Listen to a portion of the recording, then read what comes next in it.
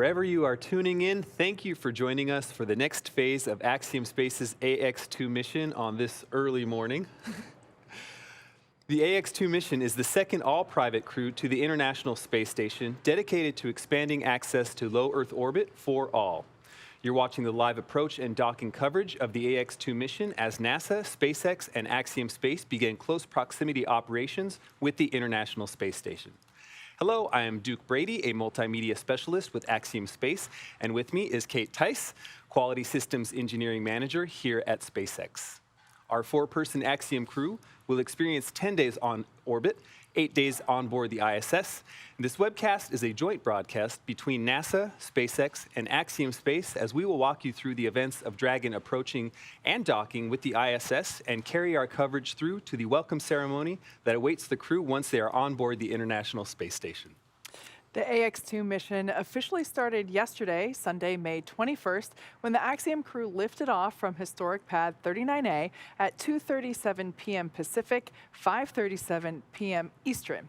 The crew inside Dragon spacecraft is now in position to begin approaching the International Space Station.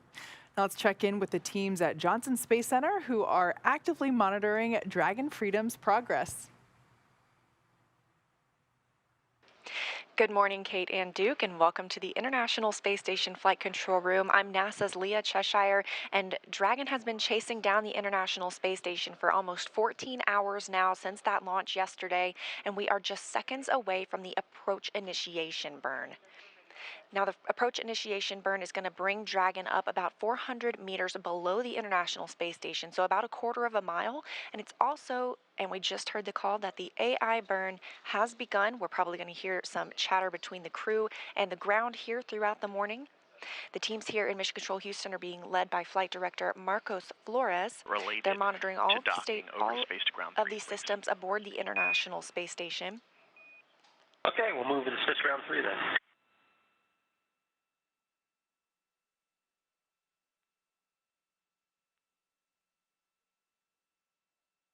And to the right of Marcos Flores is our Capcom, Justin Cartledge. He is working with the teams aboard the International Space Station, speaking with the astronauts there. Again, the AI burn is underway. This is a firing of the Draco thrusters on Dragon. It's about a 90-second burn. And it's going to bring us up until we're about 400 meters. Suit downing and audio configuration. Copy that. 4.010 complete.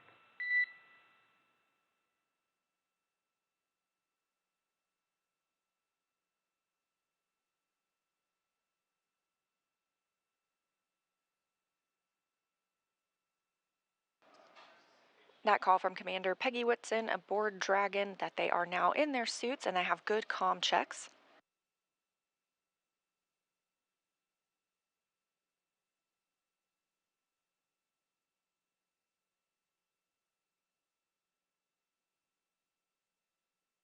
And we have confirmation of a good AI or approach initiation burn.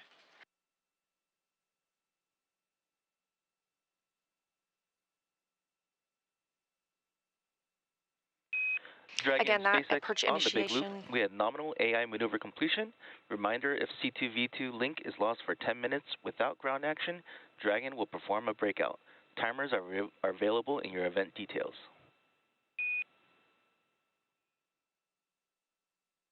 And Dragon copies. And Dragon SpaceX on the big loop. Let's try this again.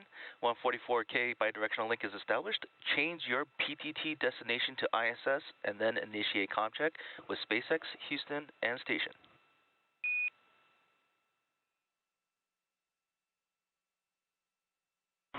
Dragon copies on the big loop. So Dragon Tech, SpaceX, how do you read? And Dragon, I believe you still have ground set elected to your PTT.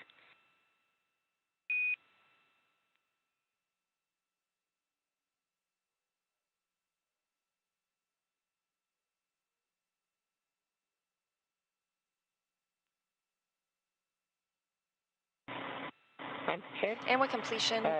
Ground, or SpaceX ground, Dragon, how do you read us on the big loop?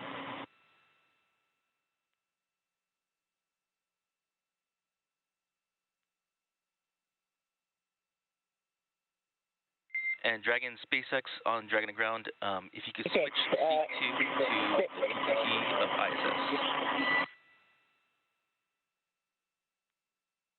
Yes, my bad. SpaceX Dragon on the big loop now for C2. How do you read? And I have you 5x5 on the big loop. Excellent. And Station Dragon on the big loop. How do you read? Dragon Station has you loud and clear. Looking forward to seeing you guys. Likewise. And Houston Station on the big loop. How do you read? Houston, read you 5x5. How me?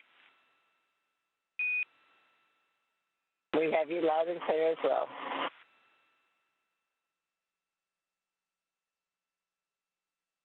And SpaceX Dragon Ground, how do you read?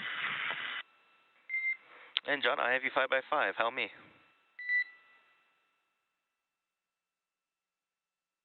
Sounds good, thanks.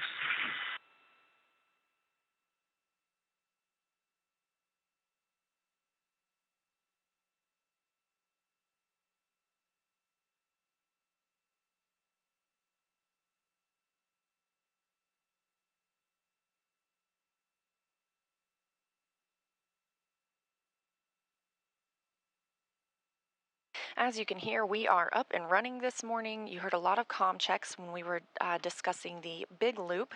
This is a loop created so that the space station, Dragon, and the teams on the ground in Hawthorne and here in Mission Control Houston can all communicate on the same loop. Our Cronus flight controller set that up this morning. And Dragon That means we SpaceX are on Dragon Ground for suit leak checks.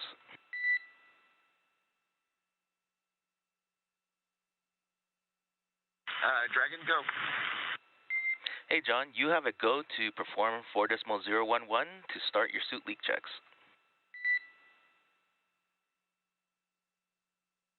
Okay, sounds good. We're go for those suit leak checks. Dragon.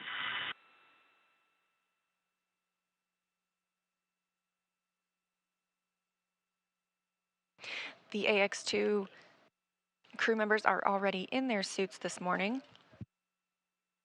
And we did, at the start of today's broadcast, just have completion of the approach initiation burn. Dragon is now about 400 meters below the International Space Station. It has also passed into the approach ellipsoid. We call that the AE. That's an imaginary shape measuring a 4 kilometer by 2 by 2 kilometer, essentially a large 3-dimensional oval. This means Dragon is on a 24-hour safe on Dragon trajectory. Ground, low priority.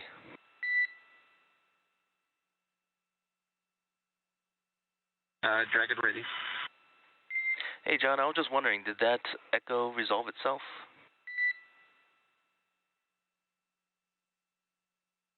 Yes, sir. You're crystal clear now. Thank you very much. That's good to hear. Thanks.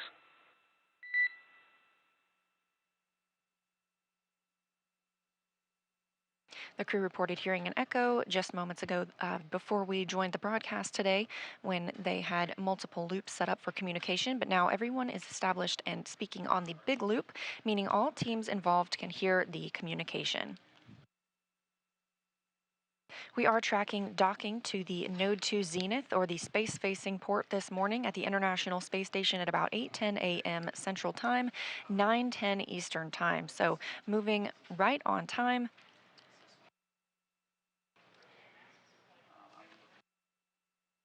Now 14 hours and 2 minutes since launch yesterday afternoon.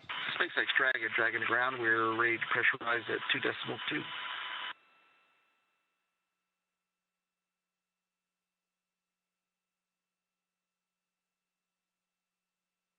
And Dragon SpaceX, you are go to initiate suit leak checks.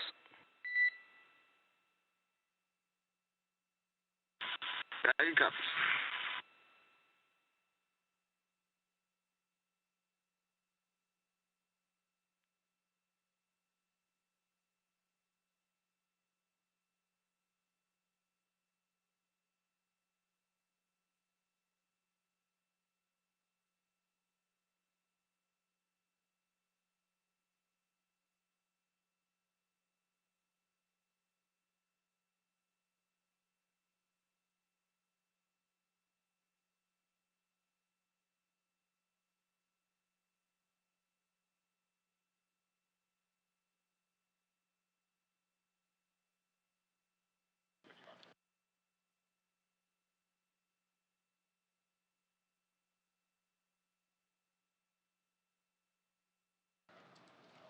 Again, we are here in Mission Control Houston this morning, monitoring Dragon's docking to the International Space Station, scheduled for 8:10 a.m. Central Time. But we have teams in Mission Control Hawthorne monitoring Dragon's flight since launch yesterday as well. So I'm going to send it back to Kate and Duke. Awesome. Thanks so much, Leah.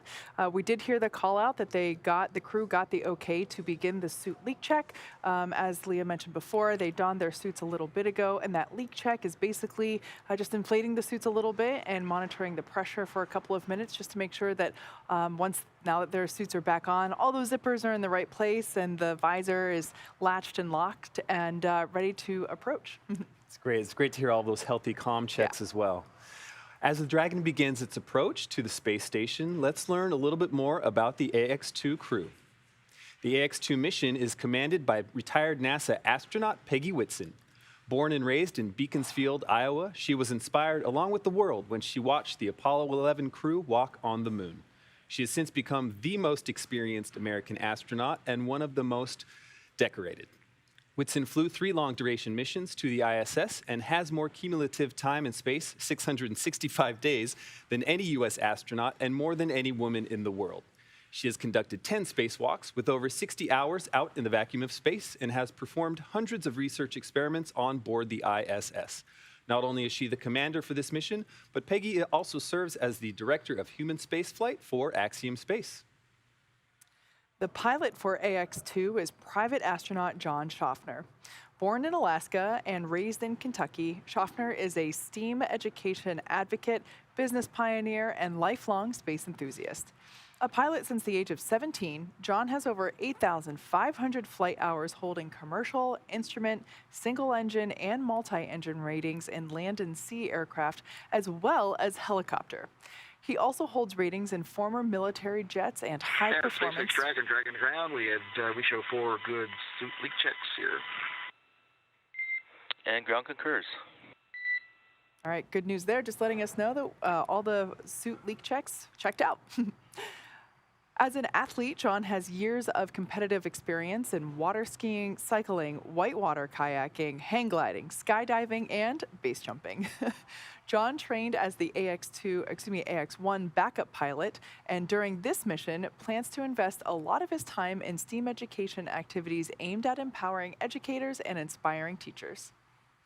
And representing the Saudi Space Commission and serving as a mission specialist, Ali Alqarni was born in March 1992 in Sabd al-Alaya, Saudi Arabia. Ali is fluent in English as well as his native Arabic, and as an Air Force captain, Ali has 12 years of experience flying on multiple aircraft, primarily on the F-15SA in service to the Royal Saudi Air Force. Ali graduated with a Bachelor of Aerospace Science degree in 2013 from King Faisal Air Academy in Riyadh, Saudi Arabia. Also representing the Saudi Space Commission and serving as a mission specialist, Ryyanah Barnawi was born in September 1988 in Jeddah, Saudi Arabia. Ryyanah has a master's degree in biomedical sciences from Al Faisal University in Riyadh, Saudi Arabia, and a bachelor's degree in biomedical sciences from Otago University in Dunedin, New Zealand. She is fluent in English and Turkish as well as native Arabic. She has been a research lab technician since 2013 in the Stem Cell and Tissue Reengineering Program at King Faisal Specialist Hospital and Research Center located in Riyadh, Saudi Arabia. And there you have it, the AX-2 crew. This is a fantastic, wonderful group of people who have spent months and thousands of hours preparing for this moment. We are so proud of them, and it's so awesome to finally see them in space. Yeah, we had an opportunity to actually hear from the crew I was like about 3 hours after they made it to, after they got into space. That on-orbit media event was awesome. We got to see and hear from Peggy, John, Ali, and Ryyanah, and it was just so cool to see them floating around and spinning their water bottles and playing with the zero-G indicator. And yeah, it was just a lot of fun to see them play. It really was great. Now, today's crew, as we said, Peggy Whitson, John Shoffner, Ali Alqarni, and Ryyanah Barnawi have gone through extensive training around the globe to be ready for their 10 days in space.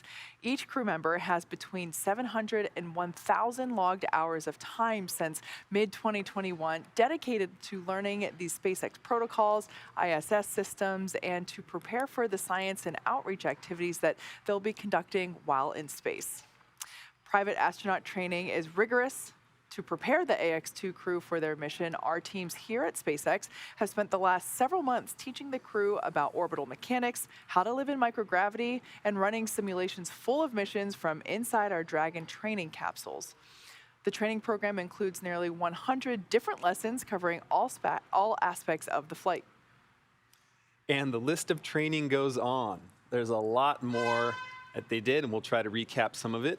The AX-2 crew spent time in simulators to orient their bodies to the conditions that may be experienced during the course of the mission, including into a centrifuge right here, simulating higher G-forces. Alternatively, the crew also participated in a zero-G parabola flight that simulated the lack of G-forces to experience weightlessness. Seems awesome.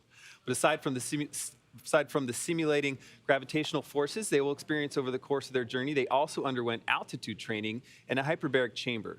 This training simulates high altitudes where oxygen levels are low, and the crew uses this to identify how their bodies respond to hypoxic situations, as well as recognizing those effects in their crewmates. To be ready to spend 8 days on board and working on the International Space Station, they've spent time learning from mission controllers, experts in safety and emergency ISS procedures, as well as the essentials to living on board the orbiting laboratory. Things like how to heat up your food, where to find all the equipment you need, etc. The goal is to be able to confidently complete every task on their timeline, but to also be contributing members of the space station as a whole as other astronauts carry out their duties. And to that end, this crew will be working in areas on the ISS that are owned and operated by other countries. So the crew traveled to Germany and Japan to be qualified on those systems. The European Space Agency's Columbus module was in Cologne, Germany, where they trained on systems and operations for daily tasks, as well as responding to contingencies. Separately, to qualify for the Japanese Exploration Module, or GEM, the crew traveled to Tsukuba, Japan, to learn from the instructors from the Japan Aerospace Exploration Agency. As you can imagine, international collaboration is a constant throughout this mission. So it's one thing to learn the systems of ISS, but it's just as important to understand how to live and work as a team in a shared space. And so the team spent 5 days training in the Human Exploration Research Analog, or HERA, at the Johnson Space Center. This is a confined experience that is designed to isolate the crew to build cohesiveness and teamwork. This experience included a chance to simulate work and research procedures, rehearse outreach efforts, and even respond to mock emergencies, all while living in close quarters, unable to leave. The team also spent time at the launch pad, in the suit-up room, and working through emergency procedures that might be necessary in the unlikely event of a pad abort scenario. That's right. That's pretty cool to see. Absolutely.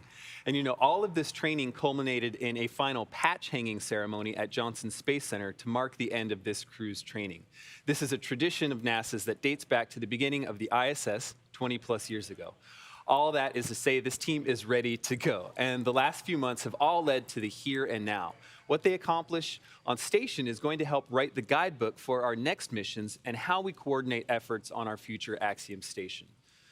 Needless to say, this is also an important moment for those training crews as really they become a family and feel so connected after all of that time together. Now on your screen, we have our first view of Dragon. This view comes to us from the International Space Station. We can see the lights blinking, indicating its location, and this is the furthest away it will be on camera. So it is approaching the International Space Station.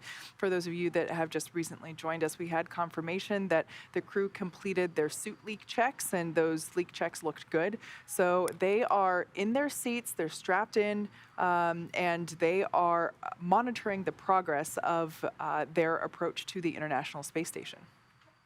This is what traffic looks like at the ISS. Very true.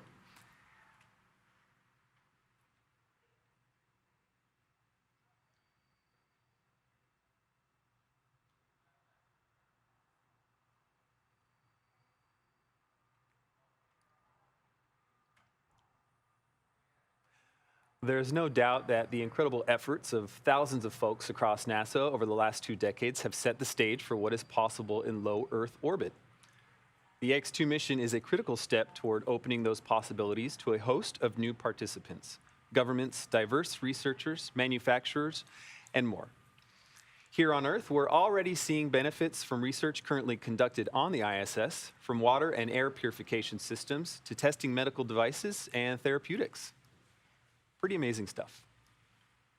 In addition to tech demos and medical research, access to low Earth orbit allows for a connection to the arts and other outreach opportunities. AX2 is the first of several proposed missions in advance of Axiom Station, the world's first commercial space station. A sustainable commercial low Earth orbit economy means expanded access to work in space. It also frees up NASA and its partners to put their budget towards other exploration programs while granting space agencies around the world more opportunities through commercial efforts. And over its lifetime, the ISS has accomplished an unprecedented feat, continuously sustained operations on and off the Earth for more than 22 years. This is not only a true testament to the technology required to physically achieve that, but also to the collaborative and cooperative efforts of thousands of people across the world to ensure that multiple nations, agencies, and entities, both public and private, work together to push humanity forward. And as we move forward, private industries need time to learn how to establish and maintain these relationships effectively. So, by flying private astronaut missions like AX2 to the ISS, Axiom is taking essential steps to get that on-the-job training as we work towards building the world's first commercial space station. Axiom Station is an opportunity to continue the story of the ISS, science, and research through cooperation and collaboration for the benefit of all. AX2 is this next chapter. So once again, we are observing Dragon Freedom as it approaches the International Space Station. The crew has their suits on, they're in their seats, and they are inside those blinking lights. That's so amazing to think about. And we will see those blinking lights get closer and closer over the next couple of hours. Everything when you are approaching or departing the International Space Station is highly choreographed, and it's really slow, and that's for safety purposes. It's the safer way and the best way to do it. So we will see Dragon get closer and closer. Even those two lights that we see, the red one and the green one, they represent the port and starboard side, and I never remember what color goes to what, but I can tell you that we will start to see those get closer as we have been, even over the last few minutes. You might be seeing some stars on your screen, but most of those dots are dead pixels in that camera sensor, and that happens because of that high radiation in space. Now, Dragon is capable of carrying up to 7 passengers to and from Earth orbit and beyond. It is the only spacecraft currently flying that is capable of returning significant amounts of cargo to Earth, and is the first private spacecraft to take humans to the space station. Dragon is fully autonomous, which means that it flies itself, but it also features full manual override capabilities in case of emergency. Standing at almost 27 feet tall from bottom of the trunk to the top of the nose cone, Crew Dragon is composed of 2 main elements: the capsule, which is designed to hold crew and pressurized cargo, as well as an unpressurized section, which is known as the trunk. The nose cone at the top of the capsule protects the docking system and also the guidance navigation control system, which is the system that's being primarily utilized right now as Dragon is approaching the International Space Station. That nose cone opens for docking and remains attached to the attached to the Crew Dragon spacecraft, unlike previous versions of Dragon, and that helps toward our efforts toward reusability. Now, opposite of the nose cone is the trunk. It provides attachment points for Falcon 9, the Dragon capsule, and cargo. One half of the trunk is covered in solar panels. That's the black side of the trunk on the exterior. And those provide power to Dragon during flight and while on station.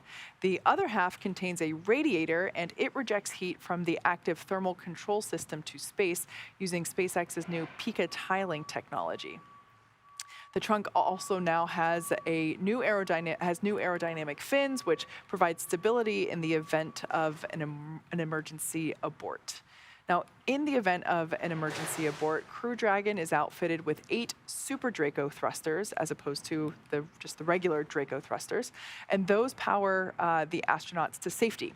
Dragon's Super Draco launch escape system is a key safety feature of Crew Dragon, and it gives the crew the ability to quickly separate from Falcon 9 and safely escape from the time of launch all the way to orbit.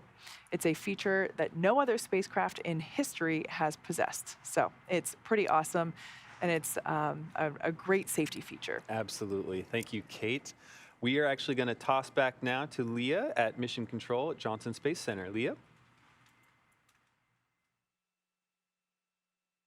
Thank you both very much. And yes, tally-ho, we have sights set on Dragon. Now, as you can see, it is pretty dark outside. That's because the International Space Station is in an orbital nighttime. It's currently flying over the South Pacific Ocean, about 261 miles above Earth. And of course, Dragon is now just slightly below it. Waypoint 0 brought Dragon the approach initiation burn brought Dragon to waypoint 0 at 400 meters below the International Space Station. The systems have checked out, and it's now moving up toward waypoint 1.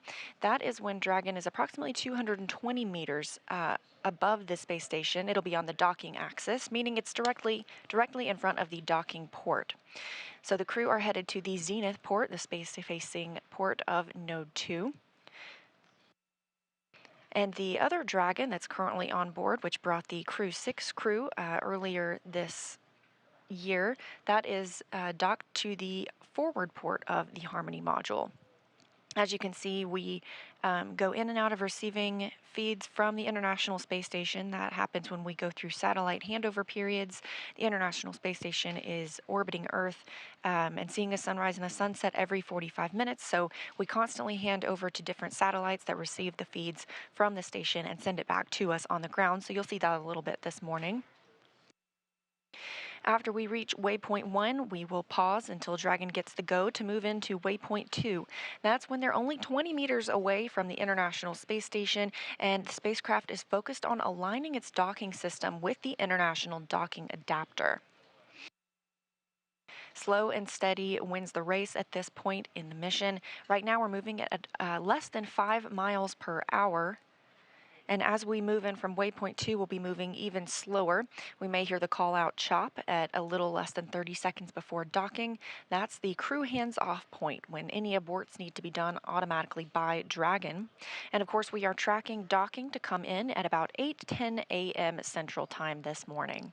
The crew are in their suits.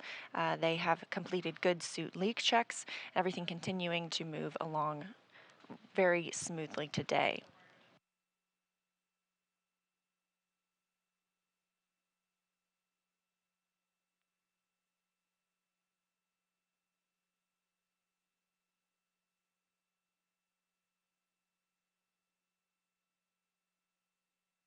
A look back at some of what was completed last night. Shortly after launch, less than an hour after liftoff, at about 5:23 p.m. Central Time, Dragon executed the phase burn. That was the first of the 5 major burns required to raise Dragon's orbit and position it for approach to the space station. About 7 hours later, we had the boost burn. That puts the crew in an orbit where Dragon's apogee, or the highest point, is about 10 kilometers lower than the station. After that, we executed the close co-elliptic burn at 12:51 a.m. Central Time.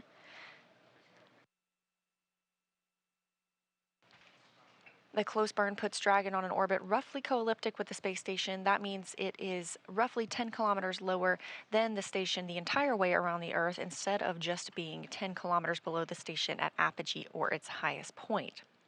We also saw the transfer burn at about 2:47 a.m. Central Time this morning. That's the fourth major maneuver where we raised Dragon's apogee again, or the highest point of its orbit, to just 2.5 kilometers lower than the space station. Dragon, We rounded everything SpaceX out on with the big loop, mid-course burn complete and nominal. Trajectory has converged on waypoint 0. Dragon copies.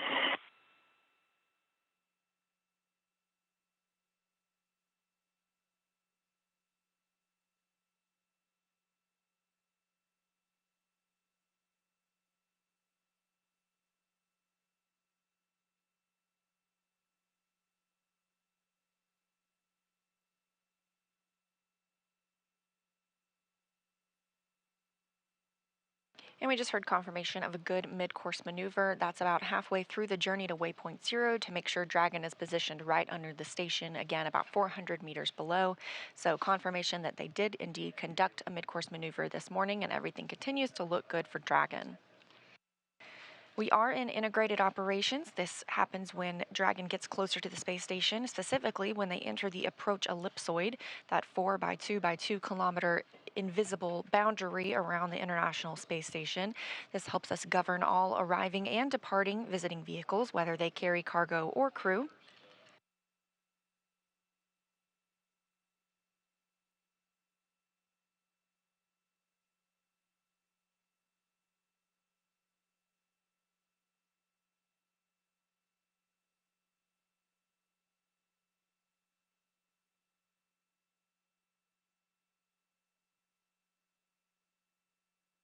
We're also hearing good words about teams being go to move inside the keep out sphere. That's another checkpoint that consists of an imaginary sphere around the station with a radius of 200 meters.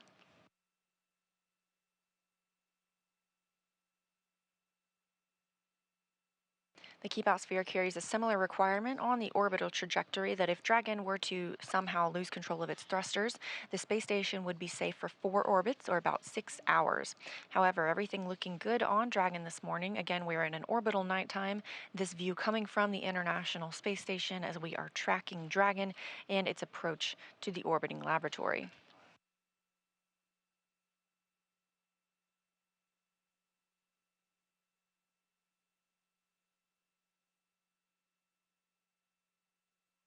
Once Dragon arrives at the space station today, they will be greeted by 7 crew members currently living on orbit. That includes NASA's Frank Rubio, Steve Bowen, and Woody Hoberg, Sultan Al Nayati of the United Arab Emirates, and Roscosmos cosmonauts Sergei Prokopyev, Dmitry Petelin, and Andrei Fedyaev. That'll bring our crew up to 11 for the next several days. We are looking at about an 8-day docked mission for the AX-2 crew, about 10 days in orbit in total.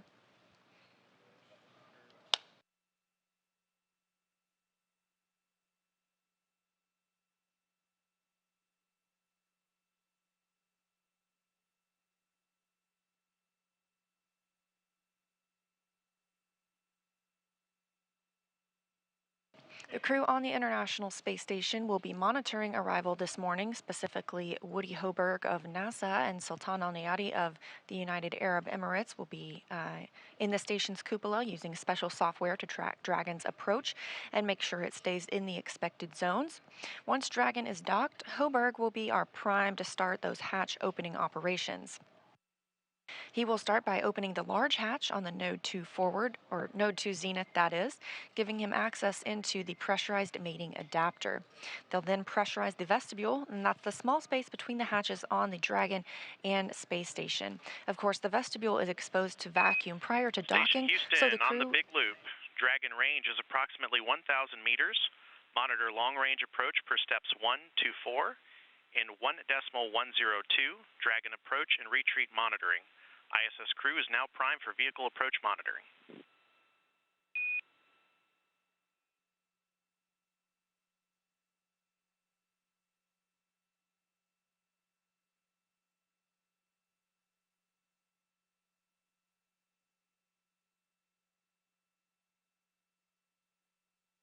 That call up to the International Space Station, just as we were explaining. They are primed to monitor the arrival of the AX-2 crew today. Again, we're heading toward waypoint 0. That's the 400 meters below station mark. We are now 950 meters from station, closing in at about 2.9 miles per hour. Hello, Zen Station copies.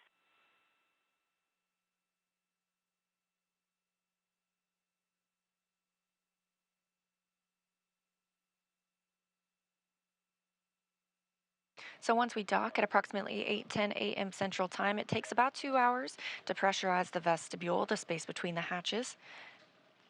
Flight controllers here in Houston will monitor and verify the pressure readings to make sure that everything is Dragon leak-free SpaceX before we on get the big ready. loop for approach setup.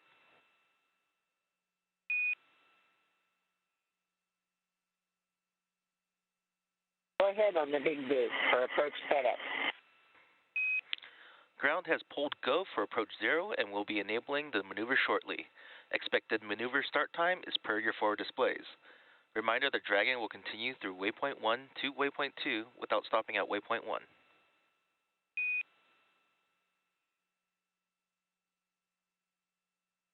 We copy. Go expected shortly, passing through 0 to 1.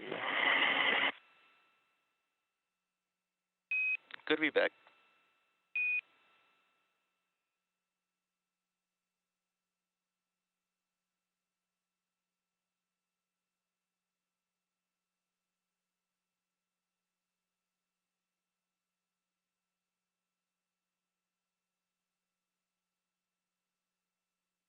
Good news from the ground to the crew, that coming from the core, the crew operations responsible engineer in Hawthorne, California at SpaceX headquarters, to Commander Peggy Whitson aboard Dragon. The team will not have to pause at waypoint 1. Sometimes there's a pause associated there so they can check out all systems, but things are looking good this morning to continue through. Dragon now 800 meters away from the space station. The International Space Station crew members have been preparing for arrival of Dragon by moving and setting up some laptops as well as crew alternate sleep accommodations. Again, we will have 11 crew members. Feels like a full house aboard the station once the AX2 crew arrives today. Teams also will do things like feather the solar arrays or maneuver them so that they avoid any plumes from Dragon once it gets closer to the station. It's also been a busy time on the space station with another variety of activities, including a port relocation. Just a couple of weeks ago, the Crew 6 crew boarded their Dragon spacecraft and moved it from Zenith, the space-facing port on Node 2, to the forward-facing port. So that is where the AX2 crew will dock today, to that Zenith port.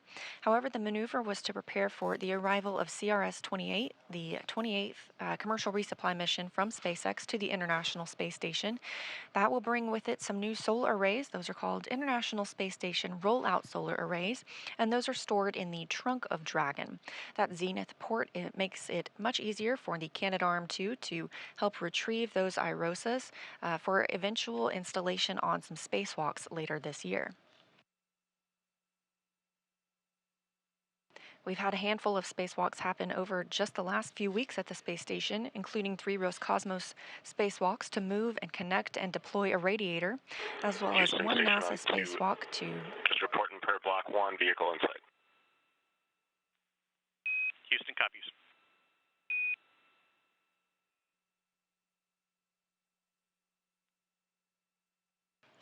We have recently had a spacewalk to prepare for those upcoming solar array installations. And hearing confirmation from the crew aboard the International Space Station that they themselves also have their sights set on the approaching Dragon.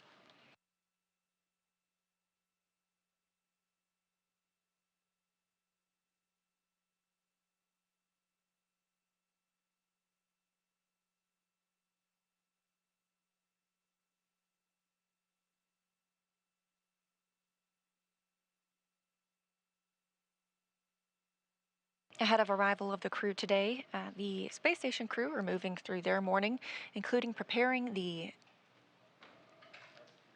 Node 2 area for docking and hatch opening, as well as getting the required exercise for the day.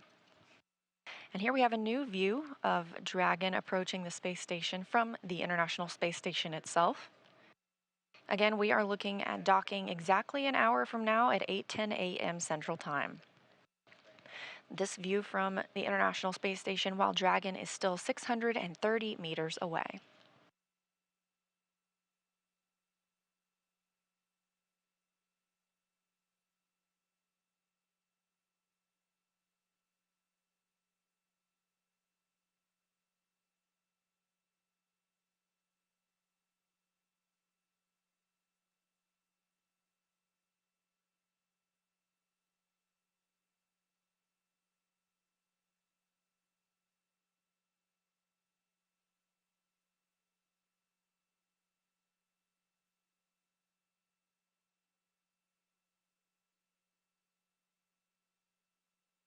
Again, this is an entirely autonomous flight for Dragon.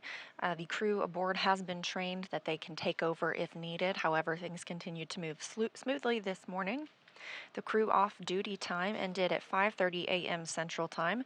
The crew got suited up shortly after, and the big loop was configured, meaning that team members here in Houston can speak with teams in Hawthorne as well as on the space station and on Dragon on one big communication loop rather than on various different loops.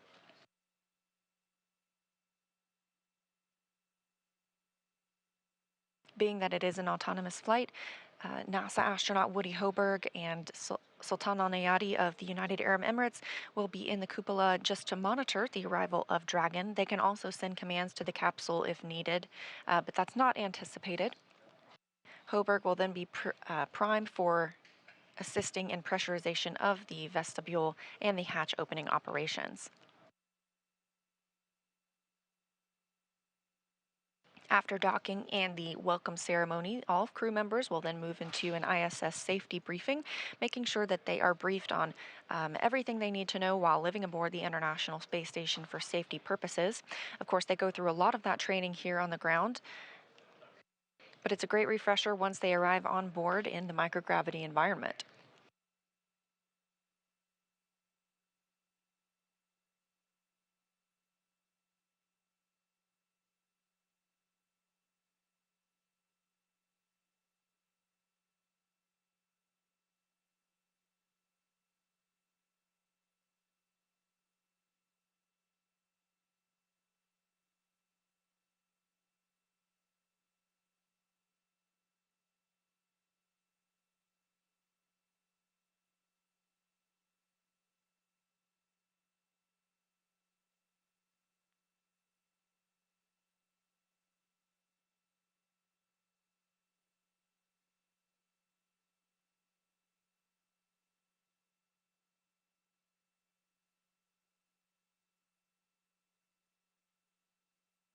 You might have seen a little bit of lighting change.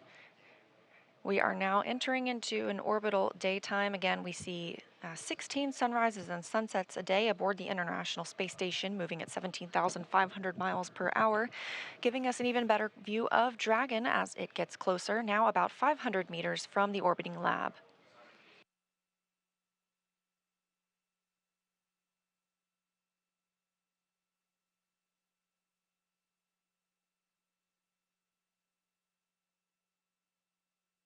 The space station and Dragon are now flying about 270 statute miles just west of Chile.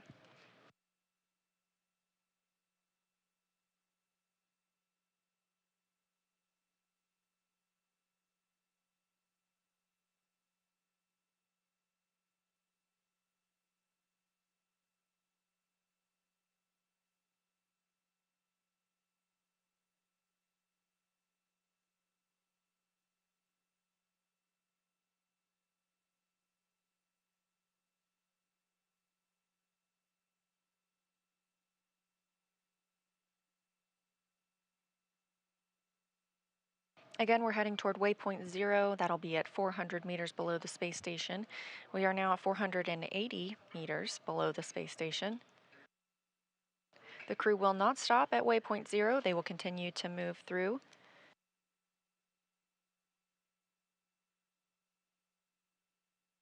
Once they make their way to waypoint 1, There will be a continued go, no go to allow Dragon to begin its approach to waypoint 2. That's located inside the keep out sphere about 20 meters away from the space station. We do not have to hold at waypoint 1. All of the systems have checked out, and so we have that opportunity to continue moving toward waypoint 2. However, we do conduct a hold at waypoint 2 just to make sure Dragon is completely aligned with the international docking adapter on the Node 2 Zenith or space-facing port.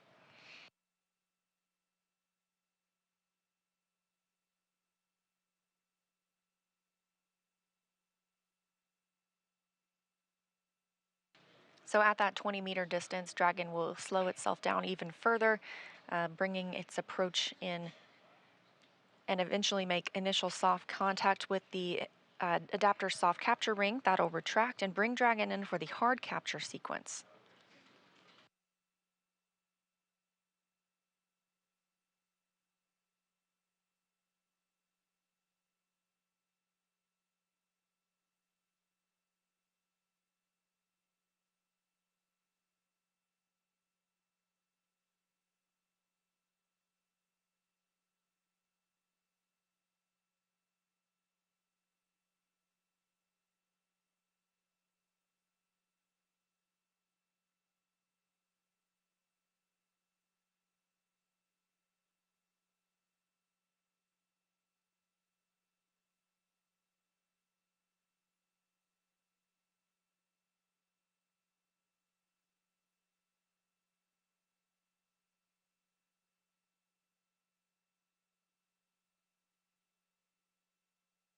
Now less than 450 meters away from the International Space Station. Again, we are in integrated operations with teams here in Mission Control Houston monitoring Dragon's approach to the International Space Station, along with teams in Hawthorne, California.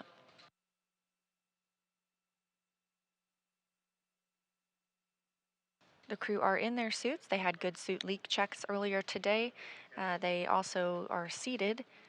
We have them get in their suits and their seats during dynamic phases of flight. Even though it looks like Crew Dragon is moving slowly, we want to make sure that they are in their suits as a precautionary measure during the docking process. They had an opportunity to get out of those suits, have some free time. As Kate and Duke mentioned earlier, they were able to call down to the ground last night and discuss what it was like to be in microgravity. They also had a chance to get some rest, maybe eat some meals, and then eventually their crew rest time ended at 5:30 a.m. Central this morning.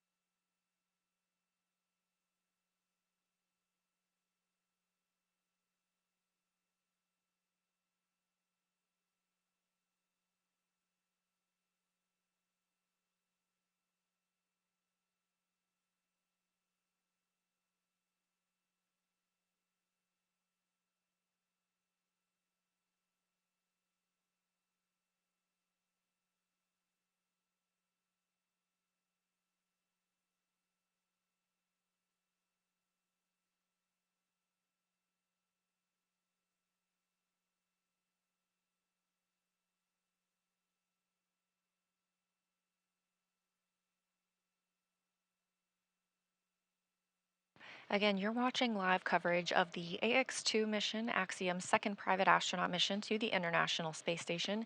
These are not NASA astronauts arriving aboard Dragon today. One of them, however, is a former NASA astronaut, Peggy Whitson. This is her third spacecraft to fly on. She joins a small elite group of astronauts who have flown on 3 separate spacecraft. She has flown on the Space Shuttle, on the Roscosmos Soyuz, and now on Dragon.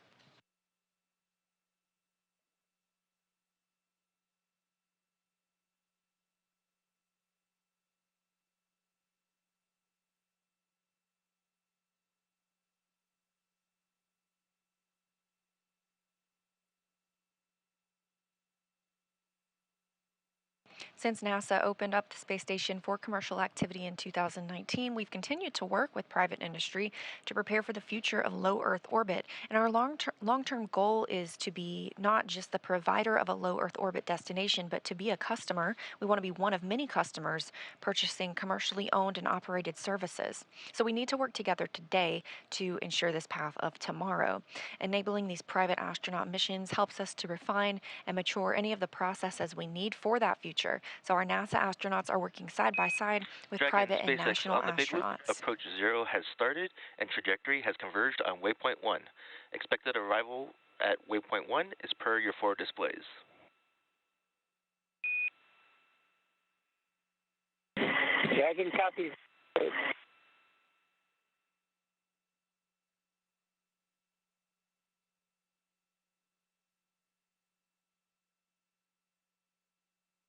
Again, we have reached waypoint 0, that 400 meters directly below the International Space Station. Coming up, we are going to move from waypoint 0 to waypoint 1, pausing at that distance of approximately 220 meters, putting Dragon on the docking axis, meaning it's directly in front of the docking port.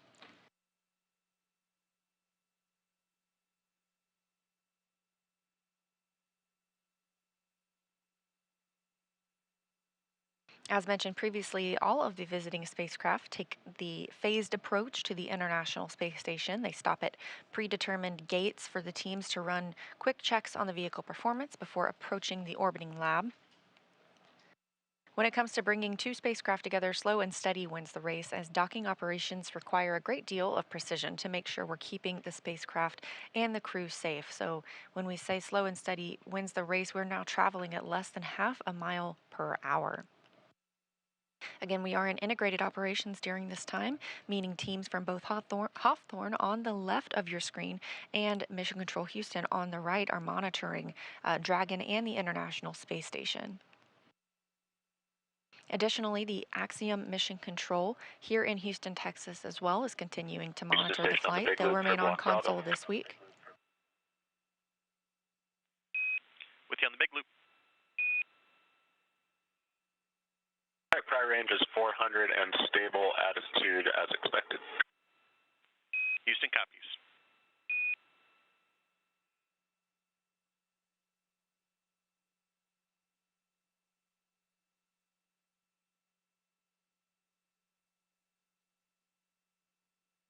The Axiom team will work with the AX-2 crew aboard the space station this week to ensure all of the payload operations that they'll be conducting, as well as any of their downlinks with team members on the ground, as well as media and potentially some STEM outlets, will be executed smoothly.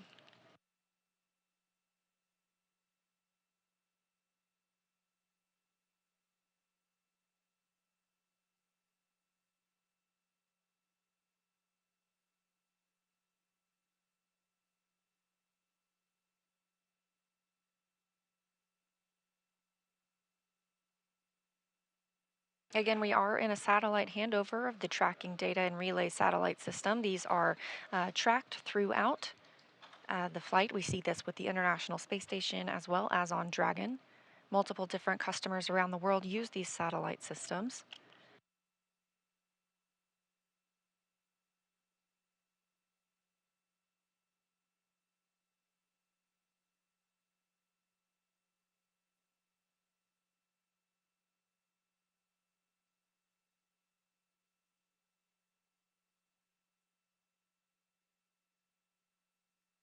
All 7 crew members currently aboard the International Space Station, currently moving about their day, some of them exercising, some enjoying their midday meal. Others are working on various payloads and scientific research aboard the International Space Station. There are some constraints as we move into integrated operations, specifically during docking, and once the spacecraft is soft docked, there will be an exercise constraint.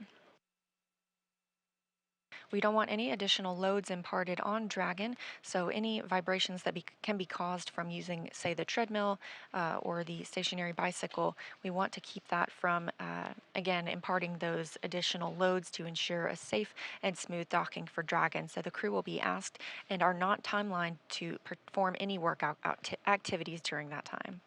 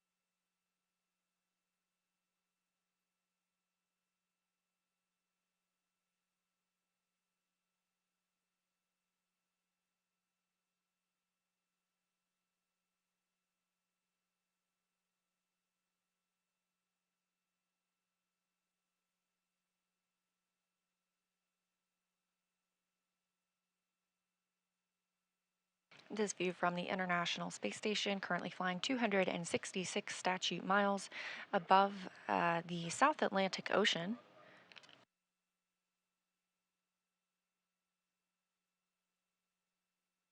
Dragon is about 400 meters away from the space station. Again, we reached waypoint 0 and have the go to move to waypoint 1, which will put us 220 meters from the space station above the docking on the docking axis above the Node 2 zenith port.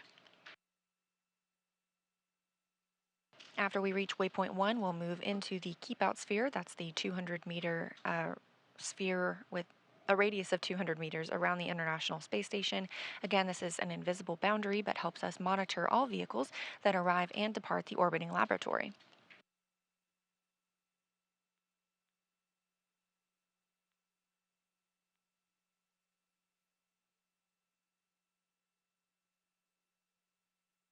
For any maneuvers at this point, we are seeing Dragon use its service section Draco thrusters. These each provide 90 pounds of force. There are 12 of those Dracos.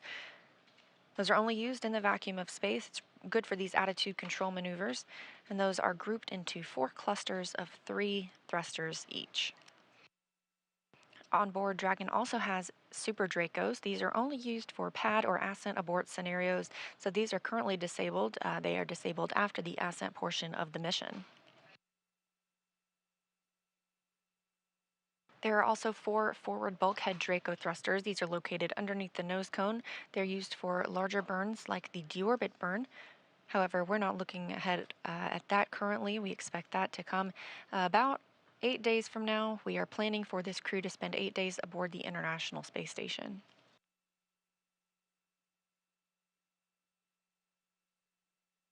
Also located underneath the nose cone is the docking hatch. This is the portion that will dock to the International Space Station and the hatch that crew members will use to float in and out of Dragon. This is in contrast to the side hatch that the crew used to board the spacecraft yesterday, that they will also use to depart the spacecraft after splashdown and being pulled aboard the SpaceX recovery ship.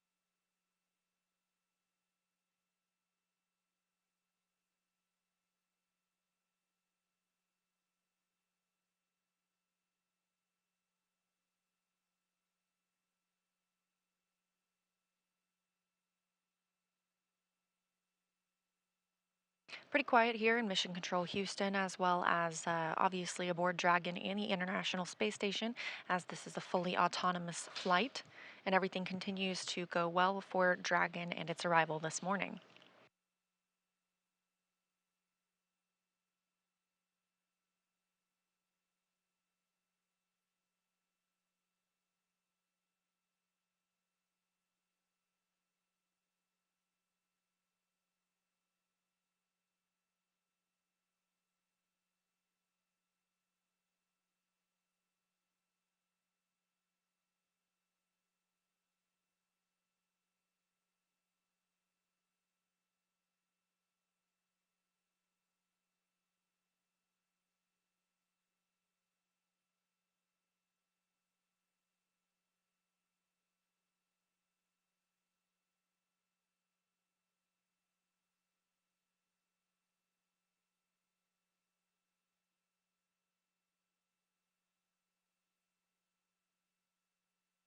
Again, Dragon has reached waypoint 0 and is making its way to waypoint 1, 220 meters above the International Space Station and its intended destination this morning, which is the space-facing hatch on Node 2. So with that, I'm going to send it back over to Hawthorne for a status update. Kate and Duke? Thanks, Leah. Continuing to follow Dragon's progress as it gets closer and closer to the International Space Station. We're now just 0.45 kilometers away from the ISS. And as Leah mentioned, slow and steady wins the race. Now, there are teams supporting this mission from multiple locations. This is Johnson Space Center, located in Houston, Texas. This mission control room is staffed 24 hours a day, 7 days a week, 365 days a year. Team members are trained in a variety of disciplines and monitor all station systems. In addition to this control room, we have the mission control room here at SpaceX headquarters in Hawthorne, California. That's the view there on the left-hand side of your screen.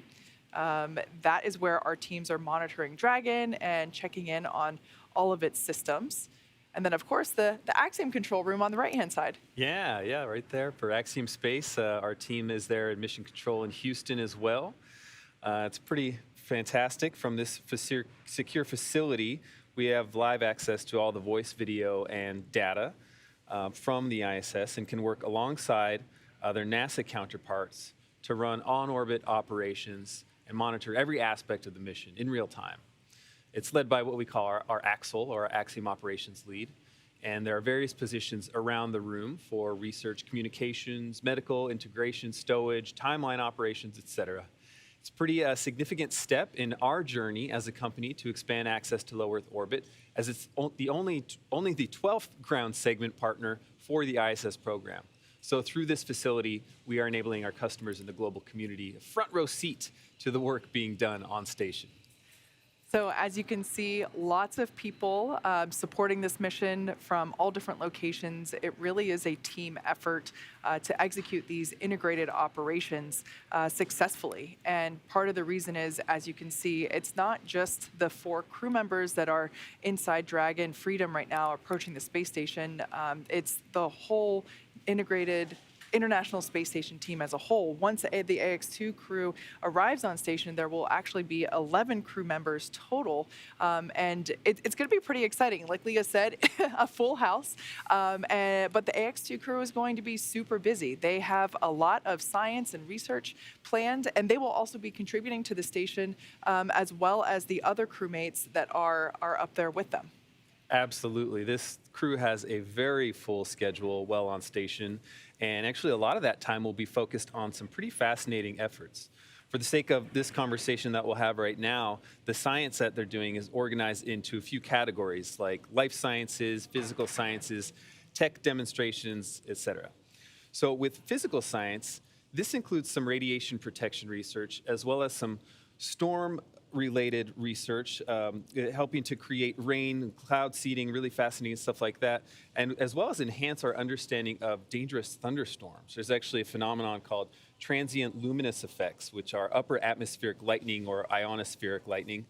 And it's awesome that research could potentially help operations at Kennedy Space Center. As we saw yesterday, there was an anvil cloud rolling in, and it's really interesting how this research that the AX2 crew will do could potentially feed back into space operations on the ground. Absolutely. A very full circle moment right there. So by the time we're launching AX3, we will have those data back and we'll be ahead of the game. So on the tech side of research being conducted, this crew will also demonstrate ways to automate some of the tasks that take up precious crew time, things like transferring data or tracking where supplies and materials are on board the space station.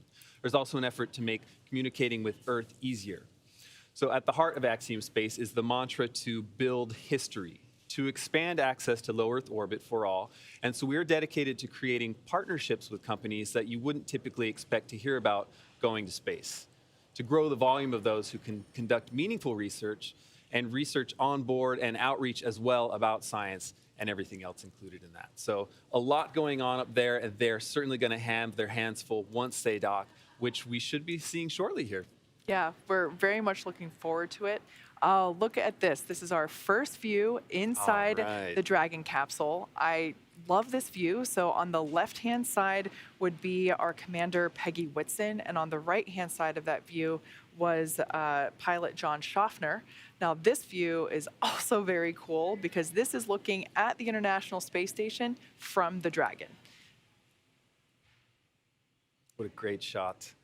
Yeah, it's just incredible that we can get these live views and see what Dragon is seeing as it is approaching the ISS. I love living in the future. Like we've mentioned before, we are heading to the Node 2 Zenith port this morning. We have passed through waypoint 0, which is the 400-meter mark, which is 400 meters away from station. We're heading up and around over the station to waypoint 1, which is about... Dragon station on the big loop. Expect reconfiguration of the C2V2 return link shortly.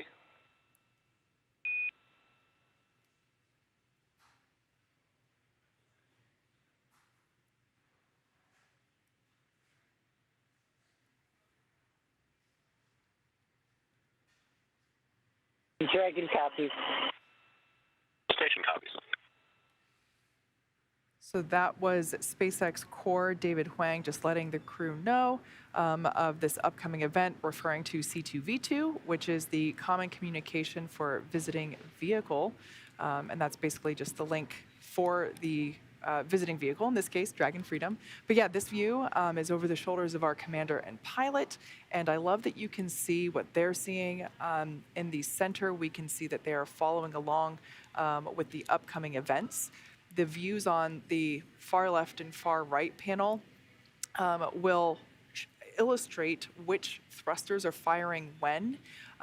So I don't really see any, we can see a little bit of light flashing. So if you look at the far left panel and the upper right-hand corner, we saw some illumination there indicating that the Draco thrusters were firing. And one thing that I love about our views as we get closer to the International Space Station, the views that we will get from the ISS looking at Dragon, we should actually be able to see those Draco thrusters firing as Dragon is autonomously steering itself toward that zenith port.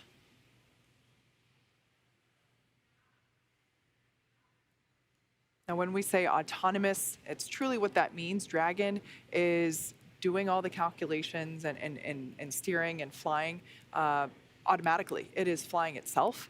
That being said, our pilot, John Shoffner, has the capability to take over manual control at any time if necessary. But it is incredible to be able to see what they're seeing. Oh, and that view on the left-hand side there, we can actually see those thrusters, as I mentioned. It almost looks as if Dragon is like spitting out a little bit, and it's just really cool to be able to see that propulsion system in action as Dragon is flying itself to that zenith port. And I love it with those two views that we just had because it's Dragon looking at station as well as station looking at Dragon, which always kind of reminds me of the Spider-Man meme of them pointing at each other. It's a very meta moment. Mm-hmm. In that image on the right, you see our commander, Peggy Whitson, on the left, pilot John Shoffner on the right, and out of frame, our mission specialists, Ryyanah Barnawi and Alqarni. Likely also monitoring all these events. Everyone on board this Dragon is probably very, very anxiously awaiting this moment of docking.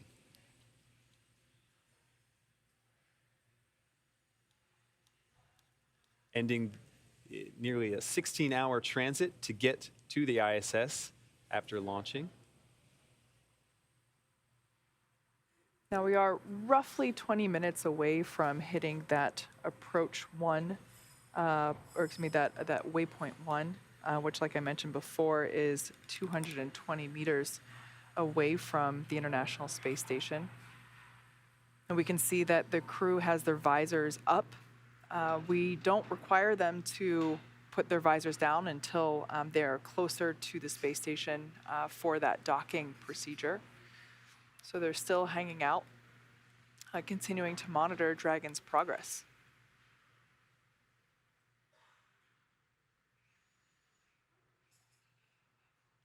As we said before, once the 4 Axiom 2 crew members get on station, they're going to be there for 8 days, and they're going to be very busy.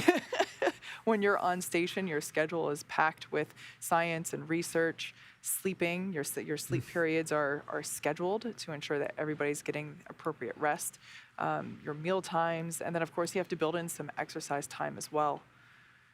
But yeah, the crew will be very busy once they get on station. So these final moments before they actually arrive might actually be very calm and restful because, like we said before, the crew right now, they are monitoring, they are keeping an eye on Dragon systems, and of course keeping in contact with the integrated operations teams from all 3 mission control centers that we mentioned before. Once again, this is a live view of the International Space Station from Dragon. It almost looks fake. It's so clear and beautiful.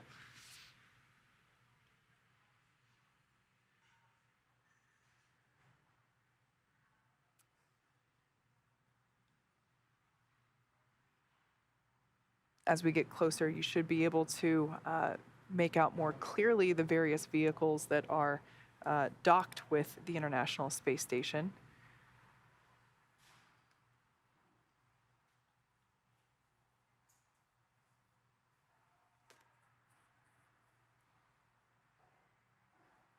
Once we get closer, I definitely want to keep an eye on to those various ports. As we mentioned, we did a port relocation maneuver for the Crew 6 capsule. Dragon station on the big loop. C2V2 link reconfiguration complete.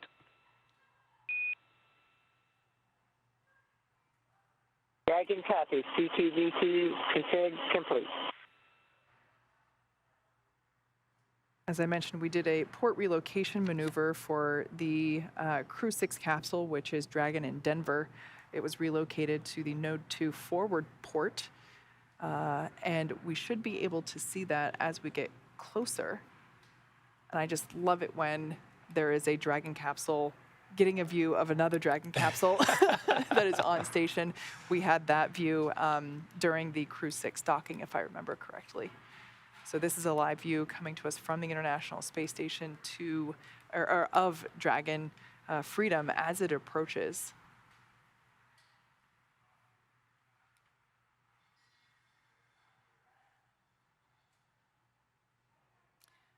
All right, so as we are continuing to get closer to the International Space Station, we are heading towards that waypoint 1. Let's check back in with Leah over at Johnson Space Center to hear how things are continuing to progress with the International Space Station's preparation for Dragon Freedom.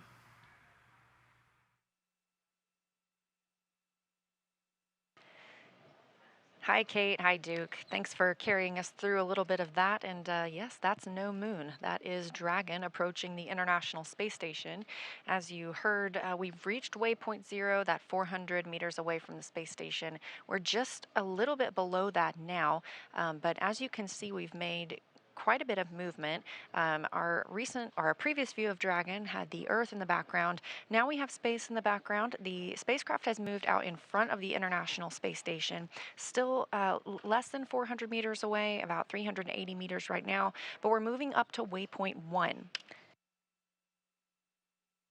And again, waypoint 1 is about 220 meters away from the space station. It'll be directly above that node 2 zenith or space-facing port. We have the opportunity to pause here, check out any systems if needed, and we expect arrival at waypoint 1 in about 10 minutes.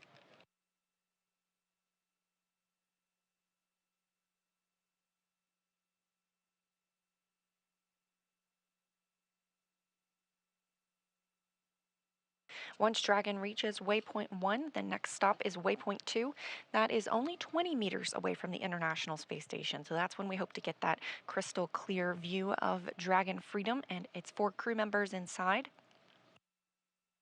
We do conduct a hold at waypoint 2. This is to make sure that we are properly aligned with the docking target on node 2, also known as Harmony. After reaching waypoint 2, Dragon will slowly but surely move in and dock with that port, conducting a soft capture first before the hooks begin to drive and complete a hard capture.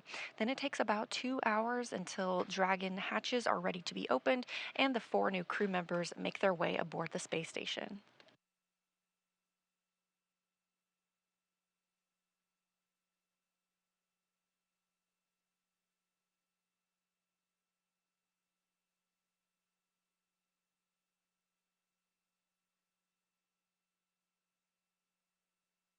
Now 350 meters away from the station. Again, this is Dragon Freedom.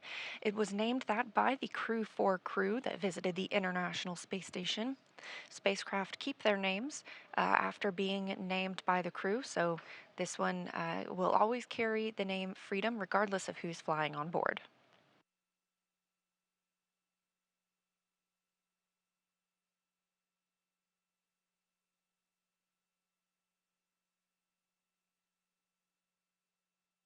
On the International Space Station side, things continue to move smoothly. Again, we have NASA astronaut Woody Hoberg in the cupola along with UAE astronaut Sultan Al-Nayati. They're monitoring Dragon's approach. It is a fully autonomous flight for the visiting spacecraft, meaning there is no action required on part of the crew. However, they do have the ability to take control if needed, as well as the crew aboard the space station can send commands to Dragon to retreat if necessary. But we're not expecting any of that this morning as things continue to move smoothly, now 330 meters away from the orbiting laboratory. On the space station side, the solar arrays have been configured. Again, teams here in Mission Control Houston will command the solar arrays into a position, we call it being feathered. This keeps any loads from being imparted on the solar arrays themselves from any plumes that come from Dragon as it makes those fine-tuned maneuvers. We are in a satellite handover again with the tracking data and relay satellite systems, but a great shot here of mission control at SpaceX in Hawthorne, California. Again, we are in integrated operations now that we are inside the approach ellipsoid, that 4 kilometer by 2 by 2 kilometer invisible oval that helps us monitor all of the arriving and departing spacecraft at the International Space Station. And on the right-hand side of your screen, you've got Mission Control Houston. These teams work around the clock, 24/7, to monitor all of the station's systems. Leading the teams this morning is Flight Director Marcos Flores. And communicating with the astronauts aboard the International Space Station is Capcom, or Capsule Communicator, Justin Cartledge. On the left now, you can see the Axiom Space Flight Control Room. They are monitoring the flight as well. They'll remain on console this week to help the crew members execute all of the research and the payload work that they have planned. Additionally, they'll be conducting several downlink events with various media and other STEM organizations here on Earth.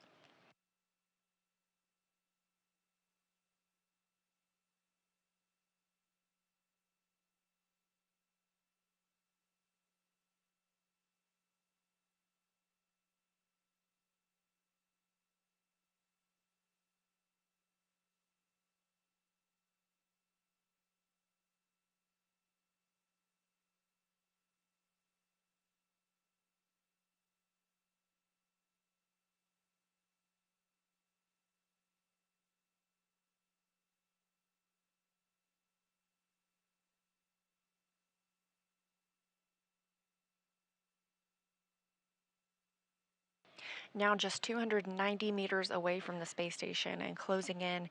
Again, slow and steady. We are less than 1 mile per hour as we see Crew Dragon move toward the International Space Station Zenith port. Once we reach that, it'll be waypoint 1. We hope to see that in about 5 minutes, and we're tracking docking again this morning at 8:10 a.m. Central Time, so just about 20 minutes from now.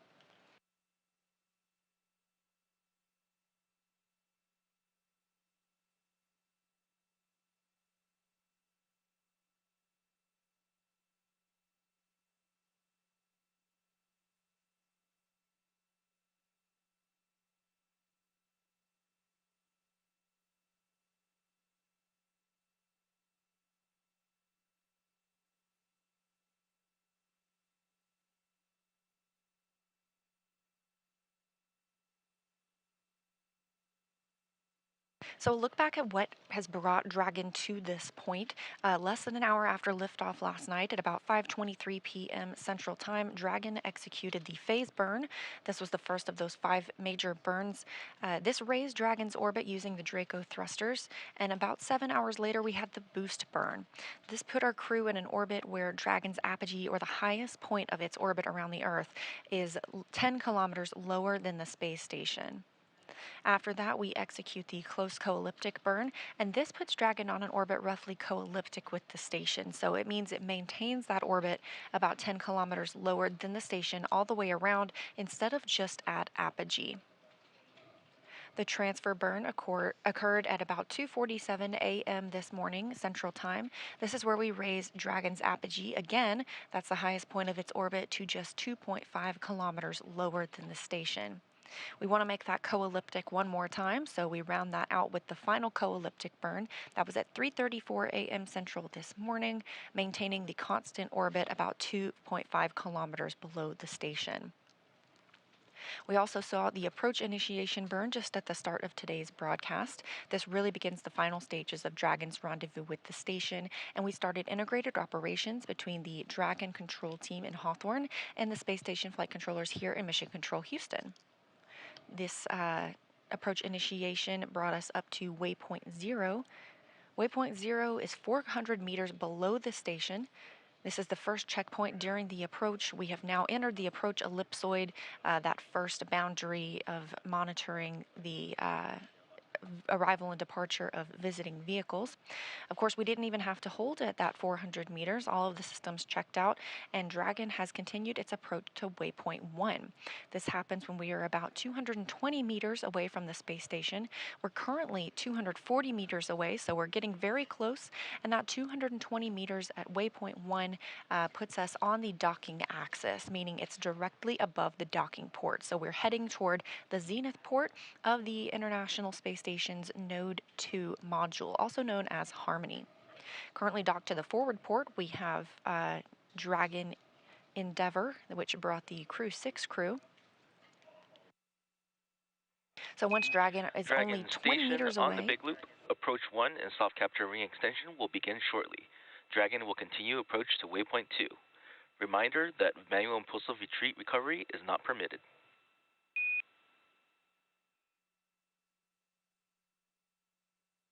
Dragon copy. Station copies.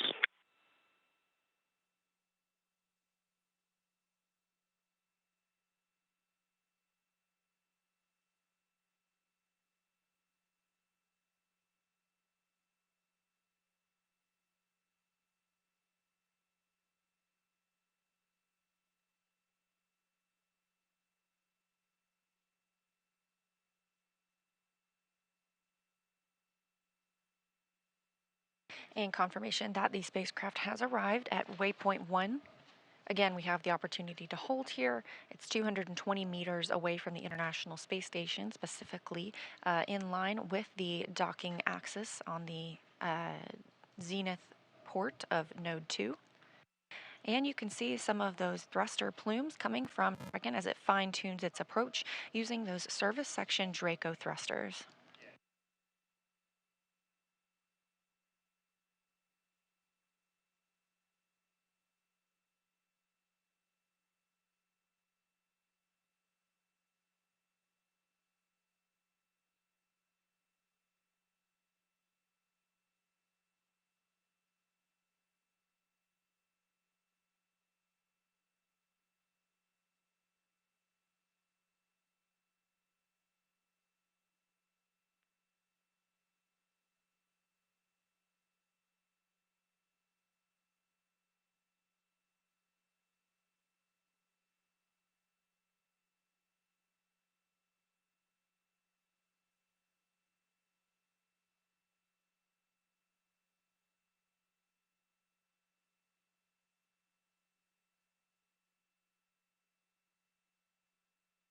A great view of those thrusters firing on Dragon as we are at waypoint 1, 220 meters away from the International Space Station, specifically directly above the space station.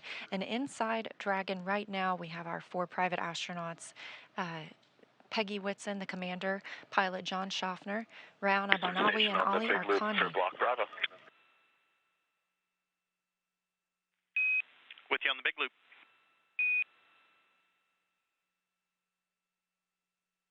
Pri range 208 meters and decreasing attitude as expected. We copy and concur from the ground.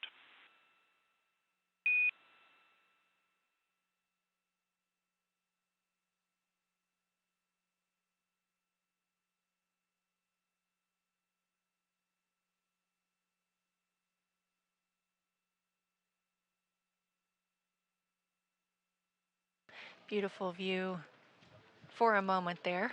We have of Dragon, this courtesy of Cronus. Cronus flight controller here this morning is Brian Crisp in Mission Control Houston. Dragon's thrusters continue to fire. We are now less than 200 meters away from the space station. We have passed through waypoint 1 as well as the keep out sphere. And the keep out sphere is that 200 meter radius around the International Space Station, another invisible boundary that helps us monitor our arriving and departing vehicles.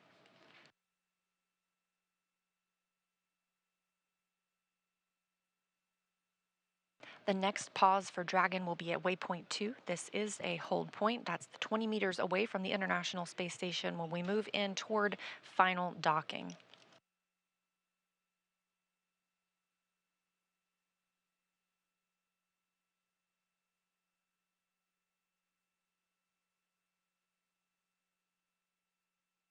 In this view of Dragon Freedom, you can see the hatch or the nose cone is opened and a good view of those 4 forward bulkhead thrusters. Those are used for the larger burns. We are now using the 12 service section Draco thrusters.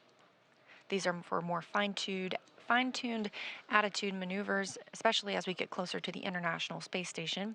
The nose cone protects those thrusters as well as the docking mechanisms aboard Dragon.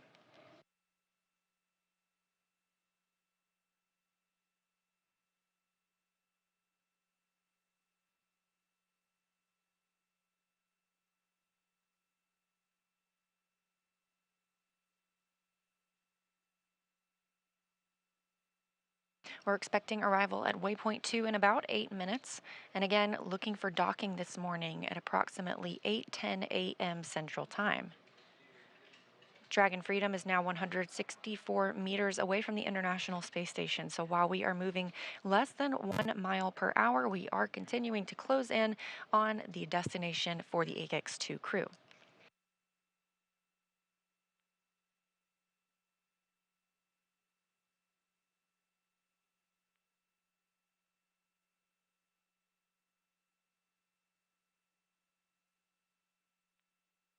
SpaceX Dragon on the big blue. Visors are closed for all 4 crew. Copy, Dragon. Visors are closed.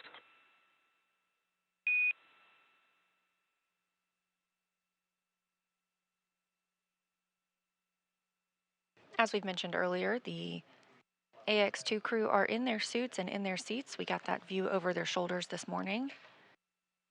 They do not have to wear their suits for the entirety of the flight. When they are not in these dynamic operations periods, they are welcome to take those off and get into some more comfortable attire specifically for their sleep portion of their flight.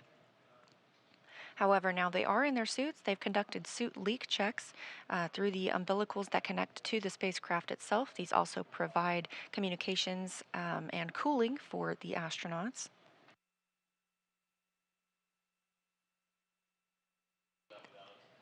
And as you heard Commander Peggy Whitson just report down to the ground, the visors have been closed on the suits, so they are preparing for docking. And again, we're looking for that about 10 minutes from now. We do have some time and some hold time that we can conduct at waypoint 2 if needed. We can wait until lighting conditions are preferred for Dragon to move in for its final docking.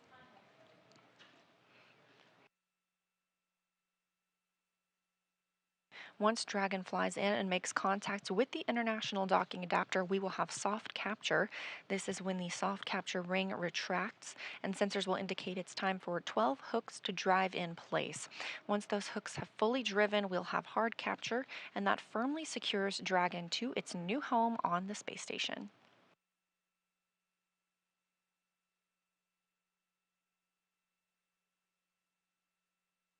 Now just 130 meters from the International Space Station, everything continuing to move smoothly for Dragon.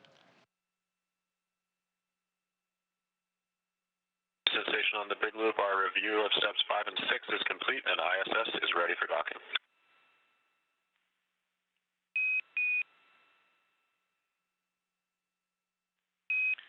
Houston copies.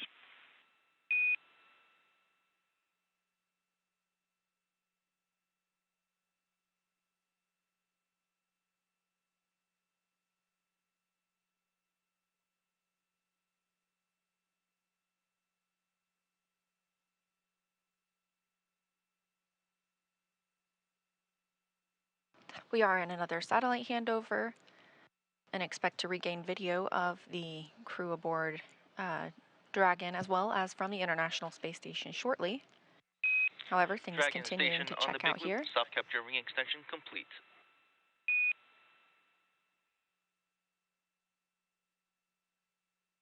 Dragon copy. Station copies. Station Houston on the Big Loop. At waypoint 2, Dragon will briefly pause to align for docking, then automatically resume approach.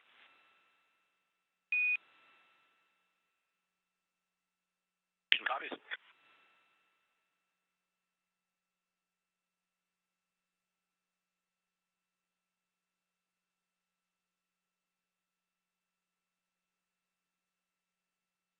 We are less than 100 meters from the International Space Station.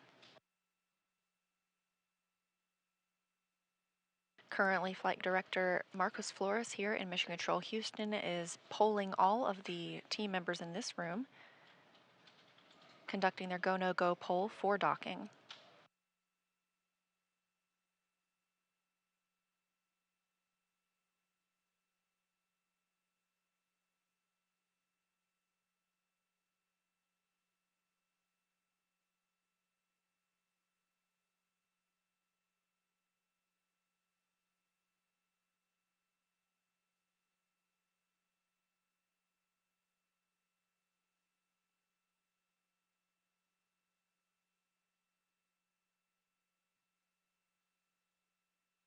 Just heard confirmation Dragon that station Mission Control on the Houston Big is Loop, go. confirm crew readiness for final approach. Ground has pulled go for approach 2 and will be commanding approach allowed shortly. As a reminder that once Dragon is inside the crew hands-off point, retreat and breakout are not permitted. And the Dragon crew is ready to go for docking, and we copy on the crew hands-off point. Station crew copies and we are ready for final approach.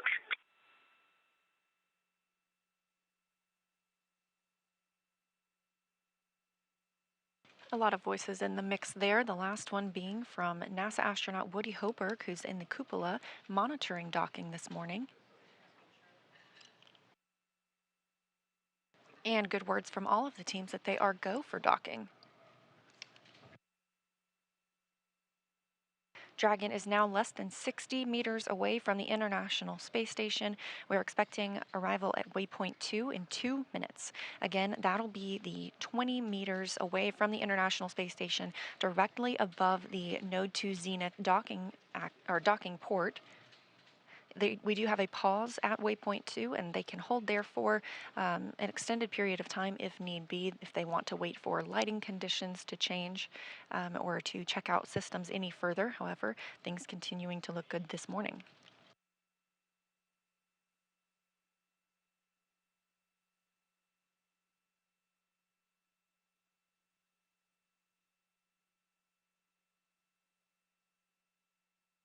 Currently, the International Space Station and Dragon are flying 262 statute miles over Russia in an orbital nighttime.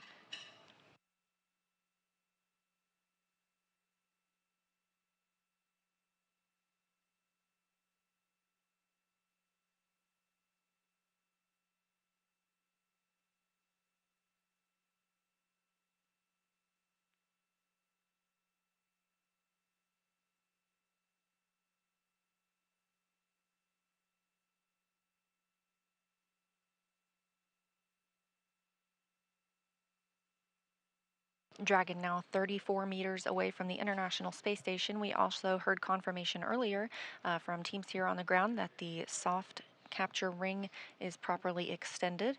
This will be the first step in the docking process.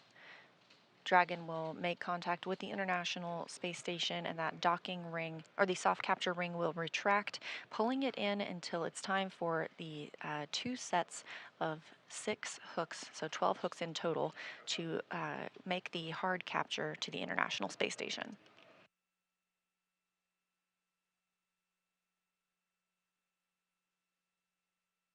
Standing by for arrival at waypoint 2.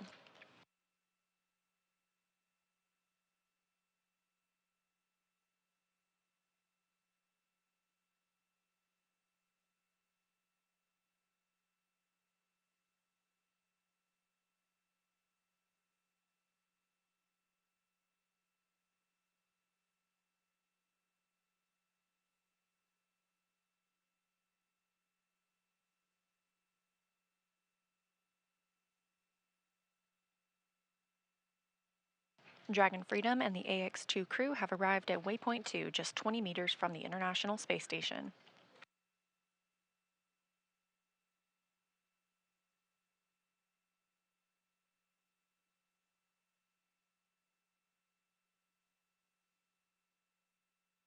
Teams here are all on the ground are all go for docking, as well as aboard the International Space Station and Dragon itself.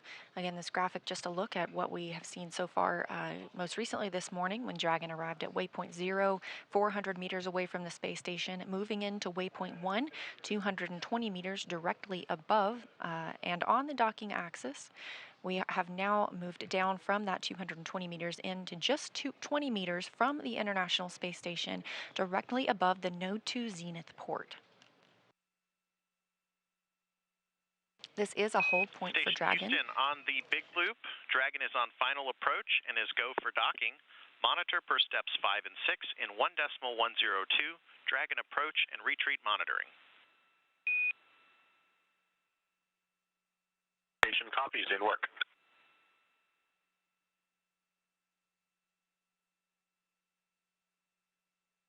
Again, we do not have video feed from the International Space Station or Dragon at this time, but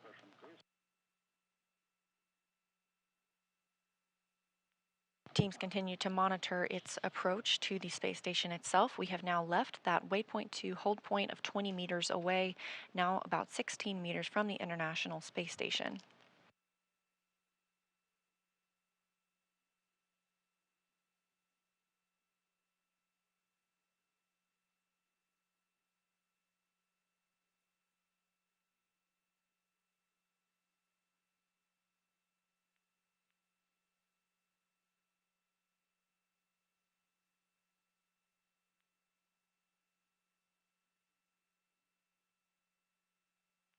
Dragon Freedom and the AX-2 crew now moving at 0.2 miles per hour. All 4 crew members suited and in their seats, preparing for docking.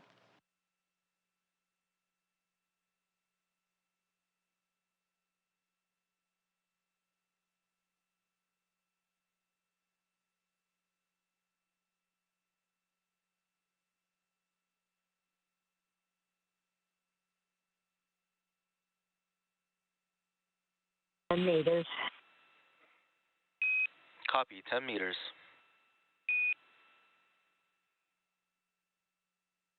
As you can hear, the Dragon crew are able to view the status of their docking on the crew display screens, reporting that they are now 10 meters and actually less than 10 meters away from the Node 2 zenith or space-facing port on the International Space Station.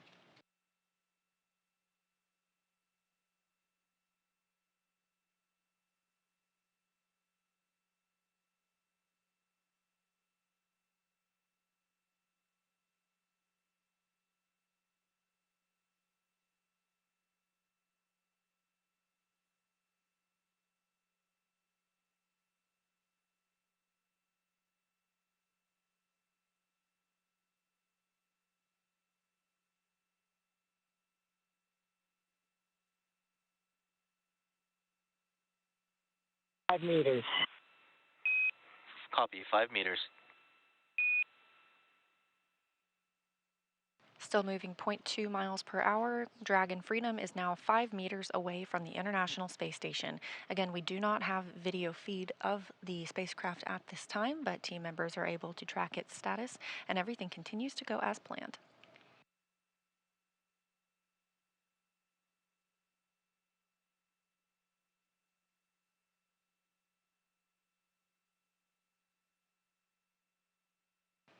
The crew is now 3 meters from the space station. Meters, chop. Copy, 2 meters. Hands off. CHOP stands for the crew hands-off point, now 2 meters from the station, standing by for 1 docking. meter. Copy, 1 meter.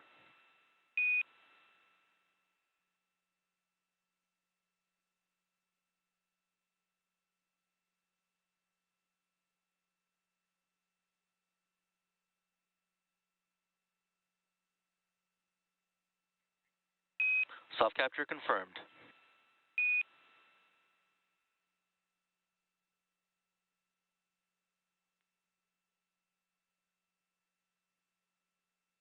And we have confirmation that the Axiom 2 crew has docked to the International Space Station at retraction in 8:12 progress. a.m. Central Time.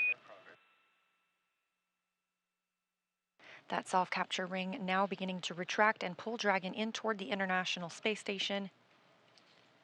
Docking coming as the space station itself was flying 262 statute miles northeast of Japan. And correction on last, we're still waiting on attenuation.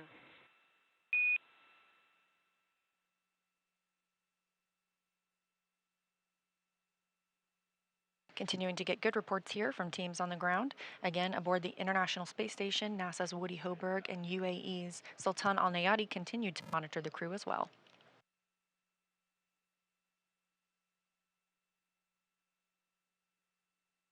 After soft capture is complete, those 12 hooks will begin to drive and pull Dragon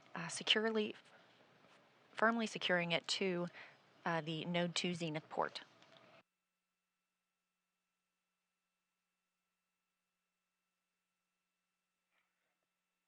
And Dragon, now we have ring retraction in progress.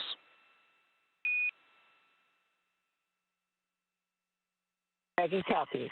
That's the softest docking I've ever had.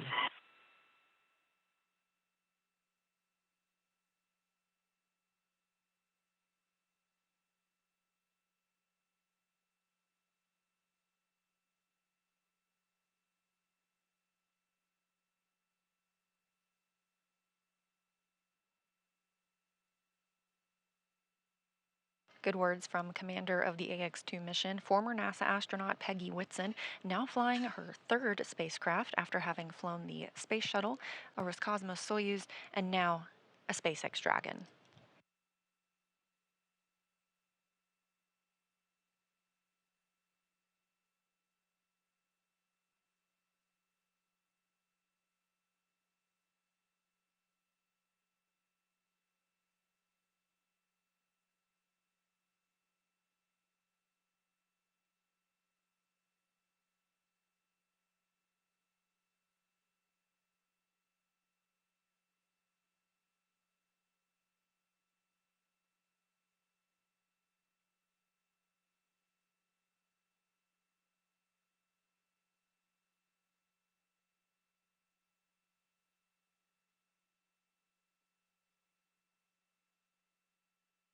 That soft capture ring continues to retract. Again, this is the first stage in docking.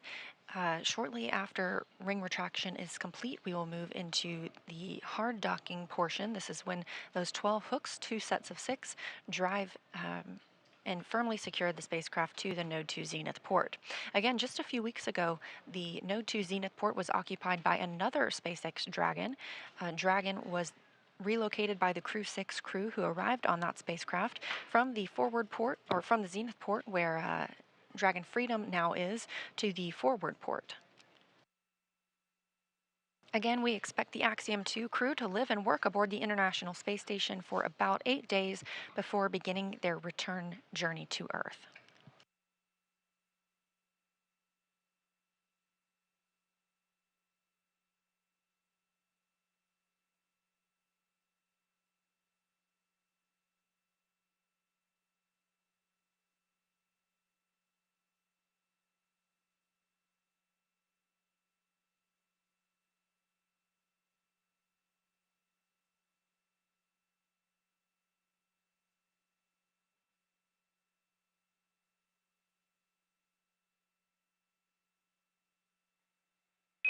Ring retraction complete. Docking sequence is holding for MCS reconfiguration.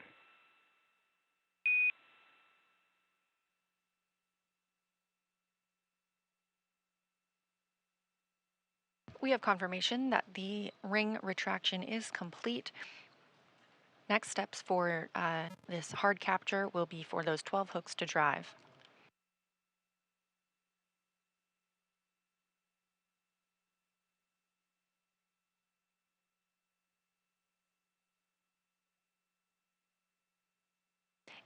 In addition to the ring retraction and these hooks driving, an umbilical will also be connected from Dragon to the International Space Station.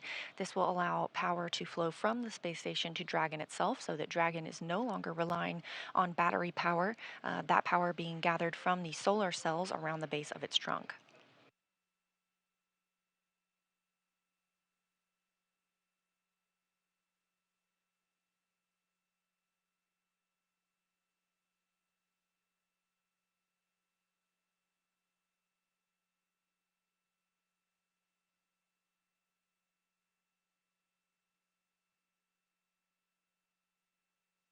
Again, we are in a handover of our satellites for KU, which is what brings down our video. We do have audio communication with the crew through our S-band.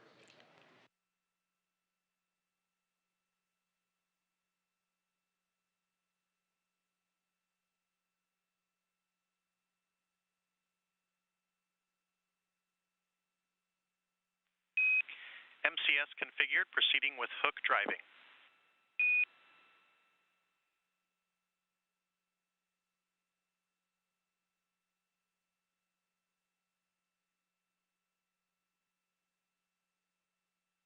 Teams reporting that we're properly configured for hard capture.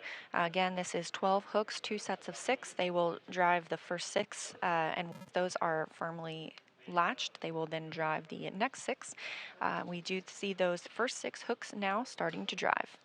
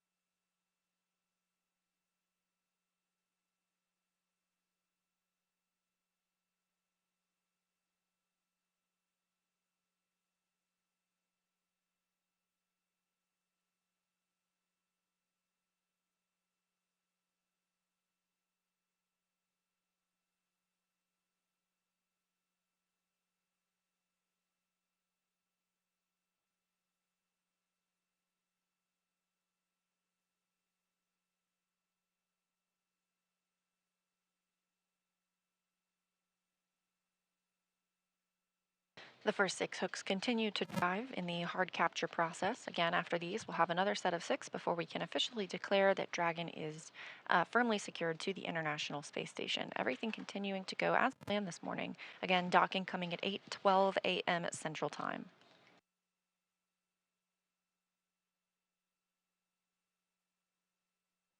We have confirmation that the first set of 6 hooks have now closed and the second set are driving.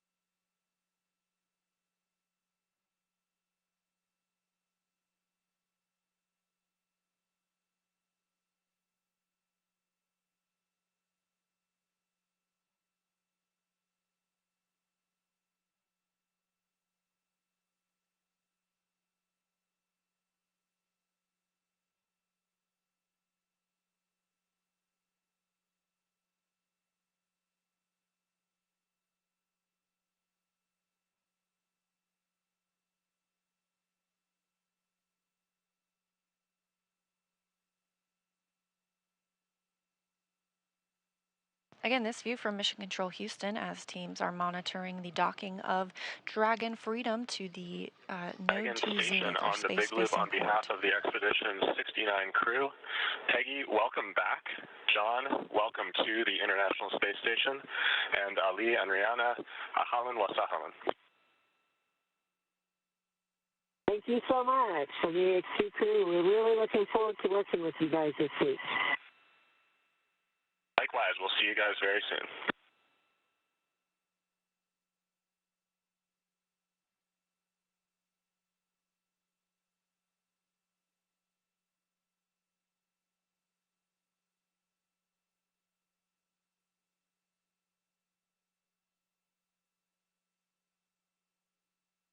And we have confirmation the second set of hooks has closed from Dragon on the International Space Station, meaning hard capture is complete.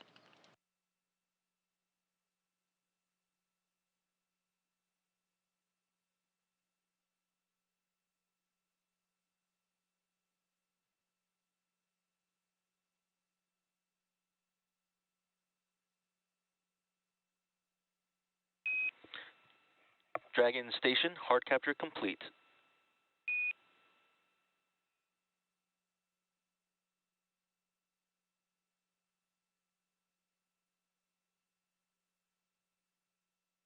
I can copy. And with that call,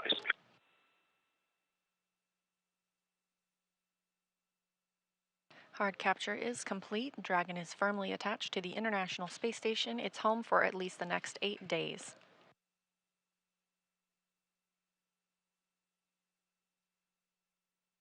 NASA astronaut Woody Hoberg on the space station side will now move into preparing the hatches for opening.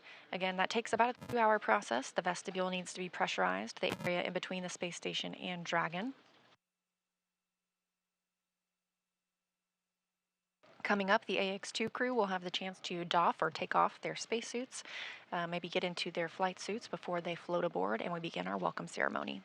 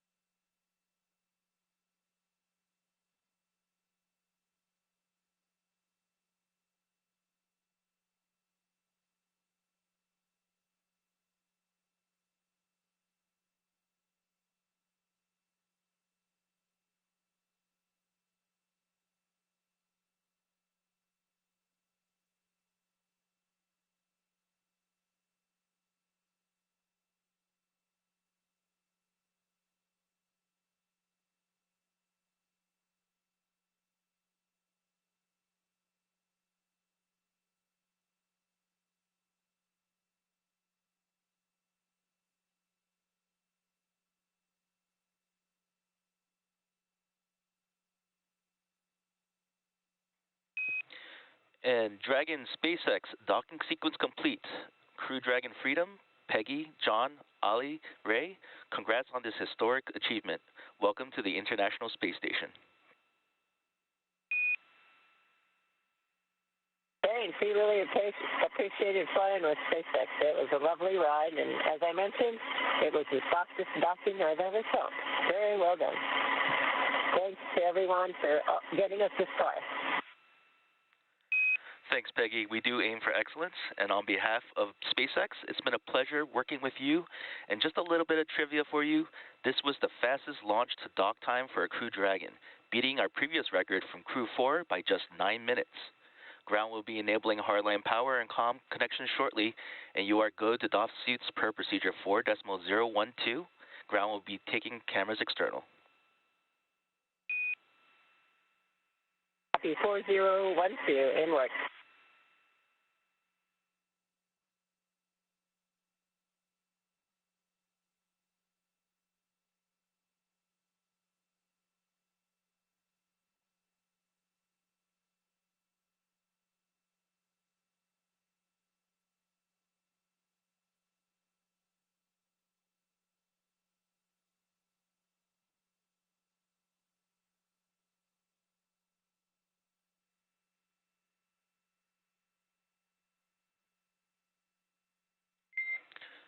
Dragon on Dragon to ground, no response required. Cameras are external.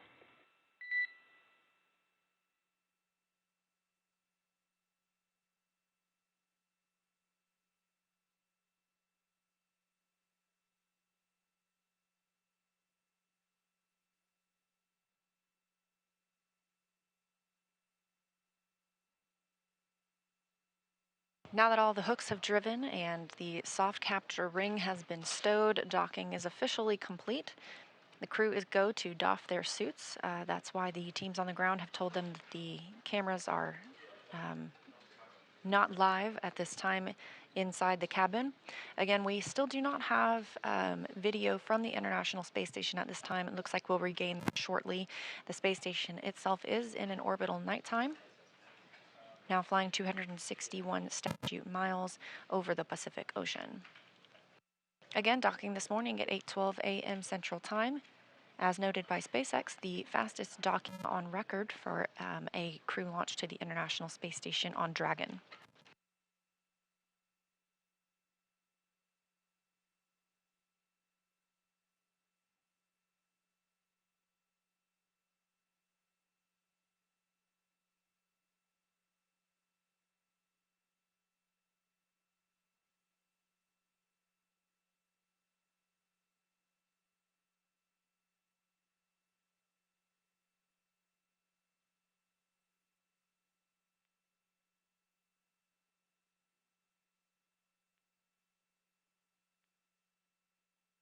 We also have confirmation that the umbilicals have attached from Dragon to the International Space Station. Again, these allow power to flow from the space station to Dragon, as well as data and other telemetry. When in free flight, Dragon uses power gained from its solar arrays and is stored and used from batteries aboard the spacecraft, so connecting to these umbilicals allows it to rely on power generated from the space station.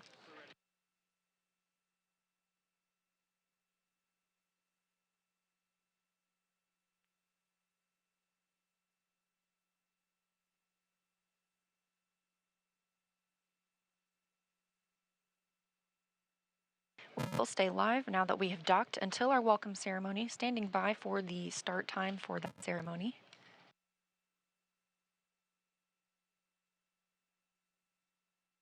But this hatch open process takes about 2 hours.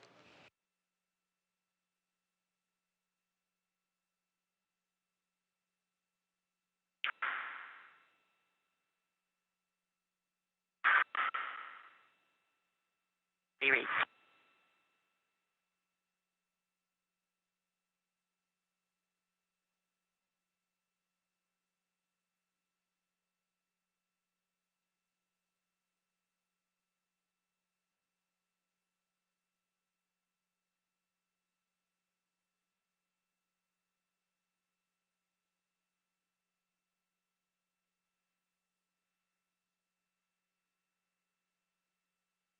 A look ahead at the steps that will be happening over the next couple of hours. Again, Woody Hoberg, NASA astronaut on the space station, is prime for these operations and bringing the AX-2 crew on board. Now that we're docked, he is securing some hardware, and then we'll move into hatch operations. First, he will open the large hatch at Node 2 Zenith. That'll give him access inside the pressurized mating adapter. He will then help pressurize the vestibule. That's, again, the small space between the hatches on Dragon and the space station. Of course, this was previously exposed to a vacuum prior to docking. We need to fill it with air, make sure its pressure is nearly equal with the atmospheric pressures on Dragon and the station. Com check on cabin mic.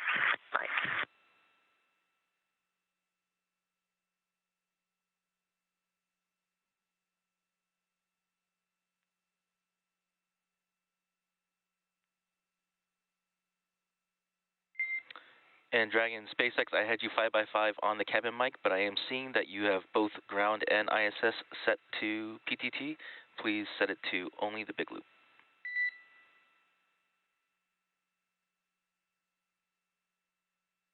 Okay, on the big loop, cabin mic set from Dragon.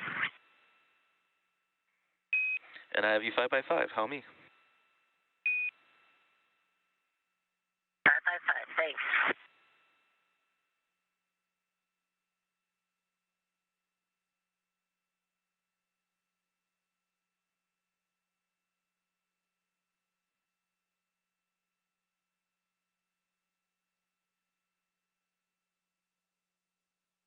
Station on 2 for PMA 3 ingress step 1.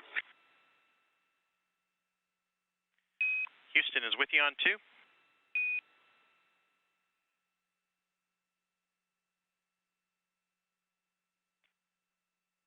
All right, just looking for your go in step 1.1. Standby 1, and we are checking on that now. Station copies.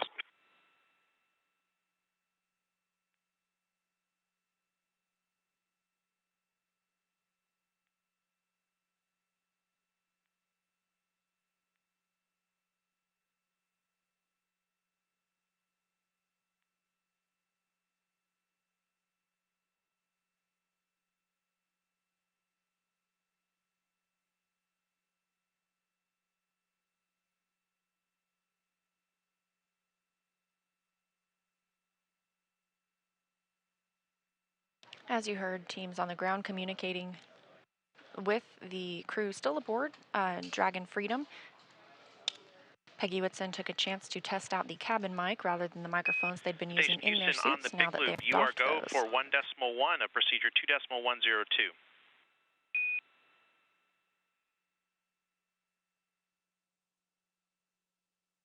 Copy, go in step 1.1 of 2.102.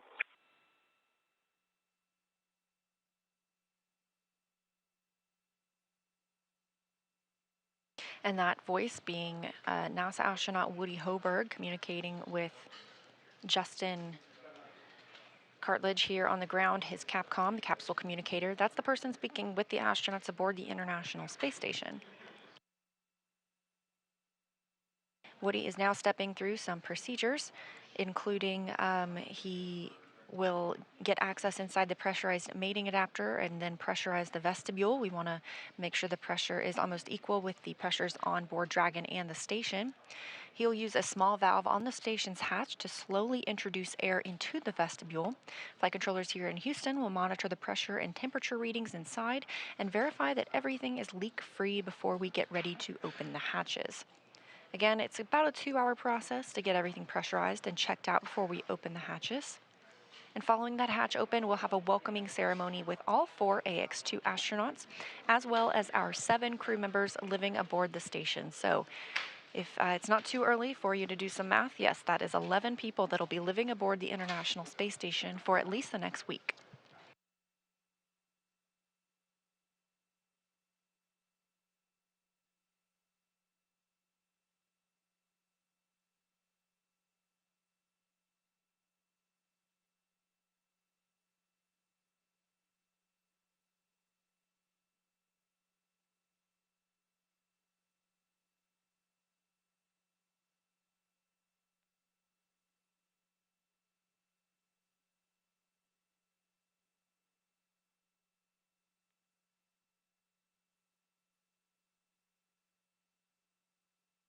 Houston Station, node 2 overhead hatch open.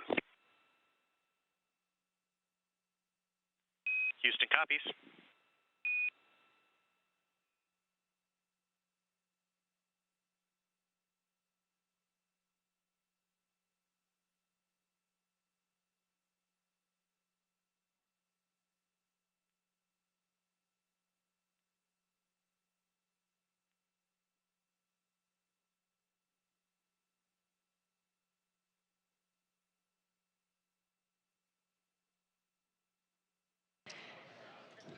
Again, we are live covering the arrival of the AX2 crew to the International Space Station. This is the second private astronaut mission that has visited the International Space Station following Axiom 1 flight last year. Our crew members aboard Dragon Freedom today include former NASA astronaut Peggy Whitson. Up until now, she has spent 665 days in space, so she's looking to add to that total. It's more than any U.S. astronaut and more than any woman in the world. She's joined by pilot John Shoffner.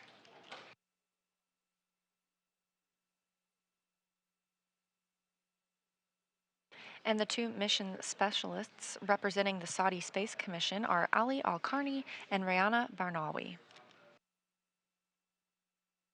Houston Station station on 2, we're ready for step 2.2 on your go. Checking. You are go at 2.2. Copy, go. As we hear NASA astronaut Woody Hoburg stepping through the procedures with the ground's go, he will begin pressurizing the vestibule shortly.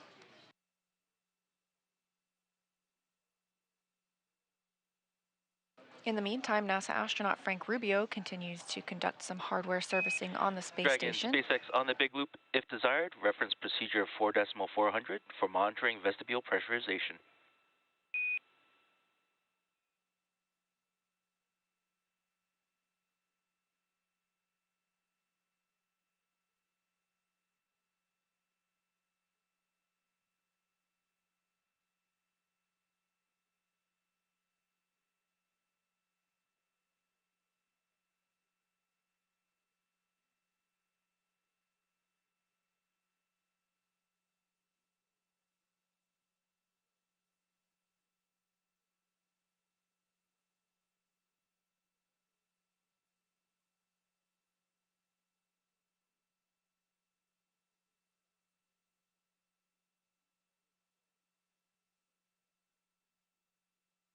Confirmation from teams on the ground that vestibule pressurization has begun. Again, this is the small space between the Dragon hatch and the space station hatch. We want to bring that up from vacuum to about 14.7 psi. That's about the same pressure as the International Space Station, approximately the same pressure we're used to here on Earth. Astronauts on the space station live in a mixed nitrogen-oxygen environment, again, very similar to what we have on Earth. And Dragon station on the big loop, no response required. ISS power connection established.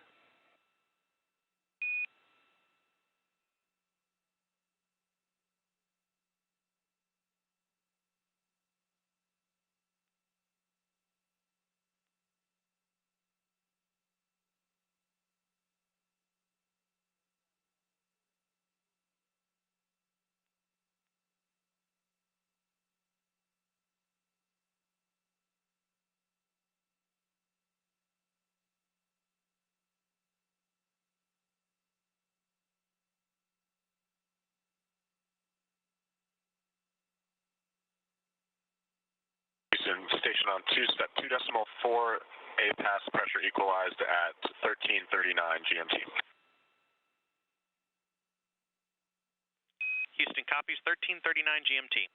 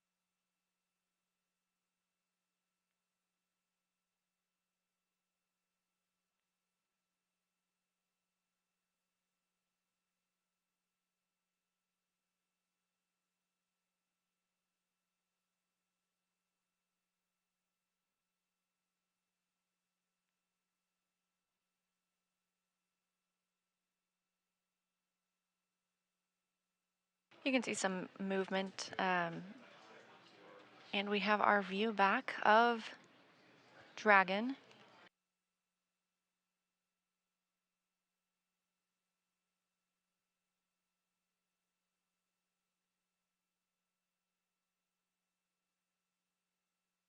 As we see a sunrise in the background, this view of Dragon Freedom with the AX-2 crew aboard docked to the Node 2 Zenith port on the International Space Station. Again, that docking coming at 8:12 a.m. Central Time.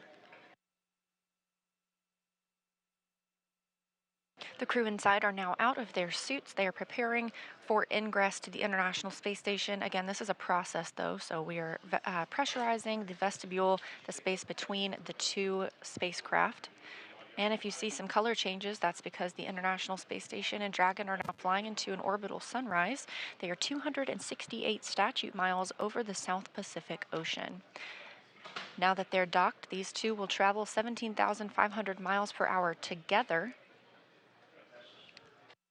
seeing 16 sunrises and sunsets a day. So the AX-2 crew is certainly in for a treat for their planned 8-day stay.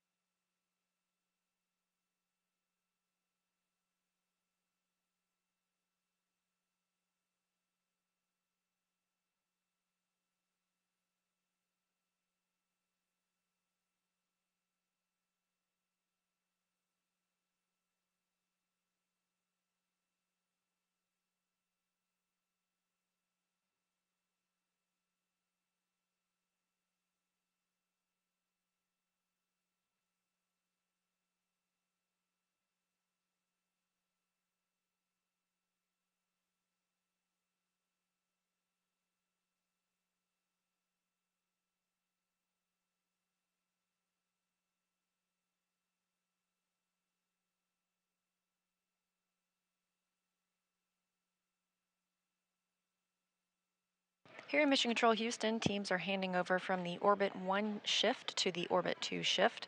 We have had Marcos Flores as our flight director this morning. He will be handing over to Vincent Laporte.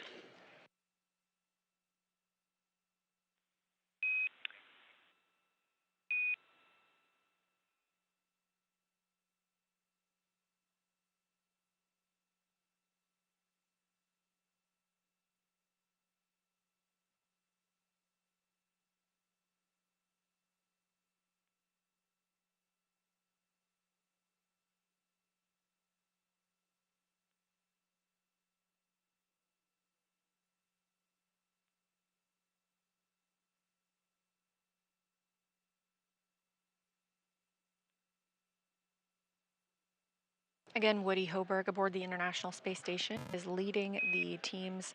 Freedom Houston, stand by for hardline audio config.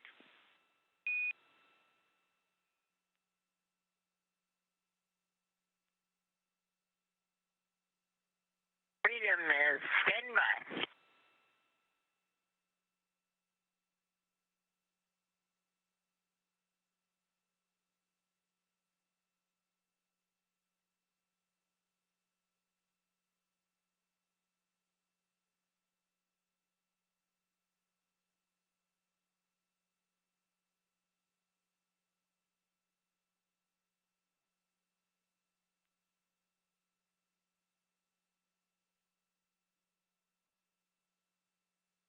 NASA astronaut Woody Hoberg working to pressurize the vestibule, the space between the hatches. Again, this takes about 2 hours before the crew members float aboard the International Space Station. All 4 Axiom 2 crew members still in Dragon Freedom, as you see there, docked to the Node 2 Zenith port. Once they float aboard, they will conduct a welcome ceremony with all crew members before heading into a safety briefing. These private astronauts trained for many contingency scenarios down here on the ground, but the teams aboard the International Space Station will help show them different locations and procedures now that they are on orbit.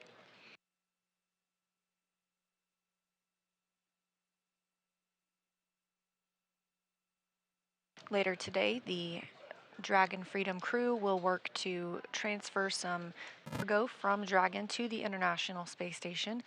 That includes some of the scientific research they'll be doing this week, as well as hardware or food needed.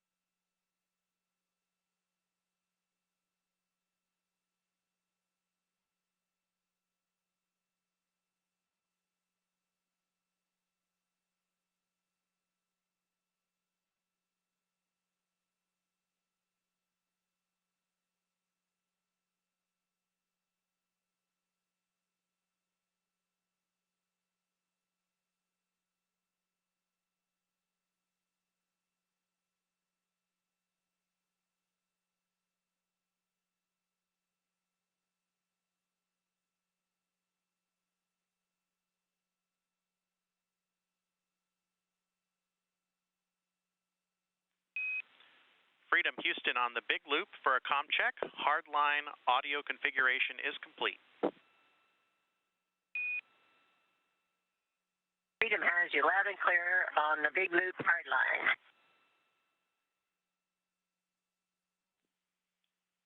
Good news.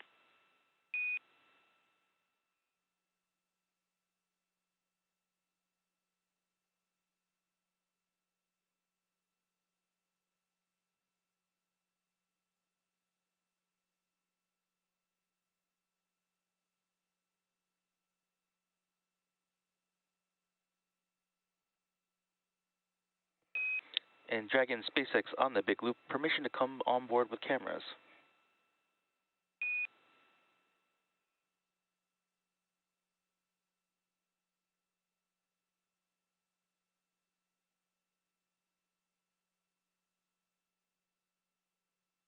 to come on board now, but we'll probably have to ask you to go away again in a little bit. Welcome aboard. Copy that. We'll keep them exterior until you're ready.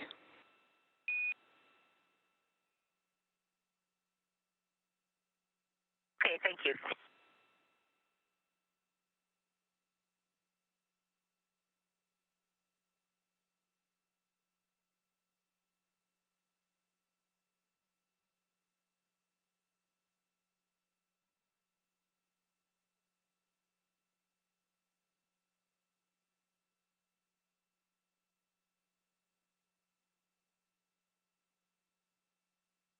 Recently, you heard a call from Mission Control in Hawthorne at SpaceX headquarters, checking with the crew to see if they could turn cameras on the spacecraft. They'll hold off for a little bit longer on that, but we still have all 4 crew members aboard. It has now been 41 minutes since they docked to the Node 2 Zenith port, making their official arrival at the International Space Station. On the space station side, NASA astronaut Woody Hoberg is preparing the APAS hatch for opening.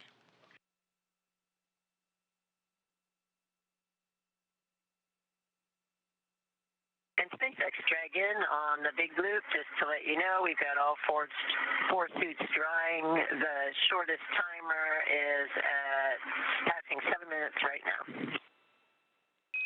Copy all. 4 suits drying, and 7 minutes have elapsed.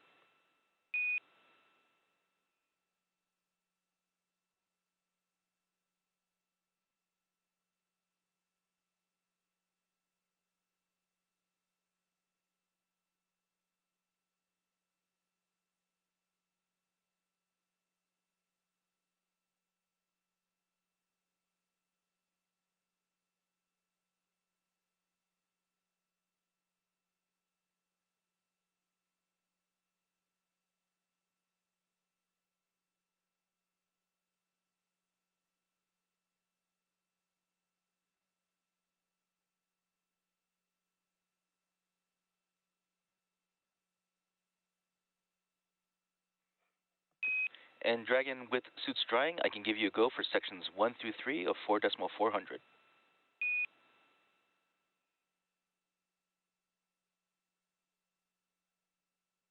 Copy 1 through 3 of 4.400.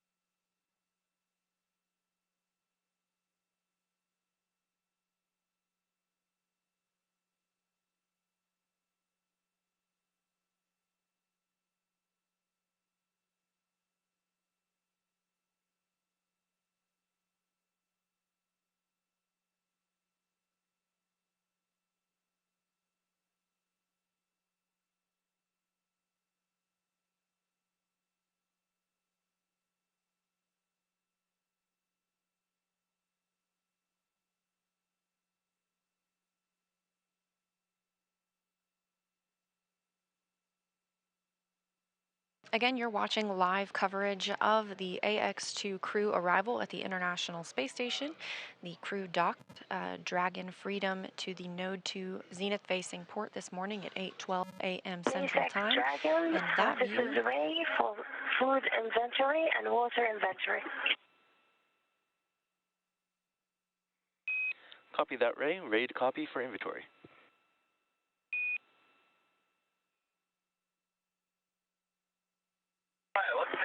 203, 5 bottles.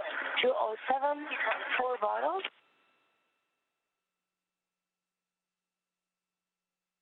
For food, 305, 1 meal and a snack. 313, 1 meal and a snack. 307, 1 meal and a snack. 315, 1 meal and a snack. copy that, and to read back, we have 5 bottles from 203, 4 bottles from 207, 1 meal and 1 snack from locations 305, 313, 307, and 315. Good copy. Thank you. Thank you.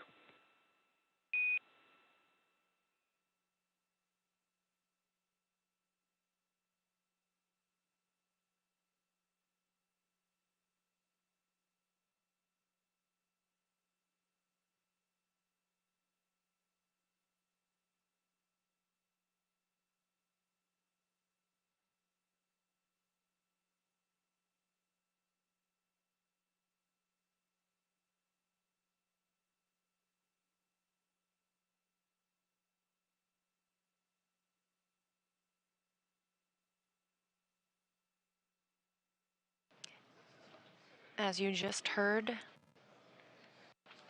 Saudi Space Commission astronaut Ryyanah Barnawi reporting out the inventory aboard Crew Dragon.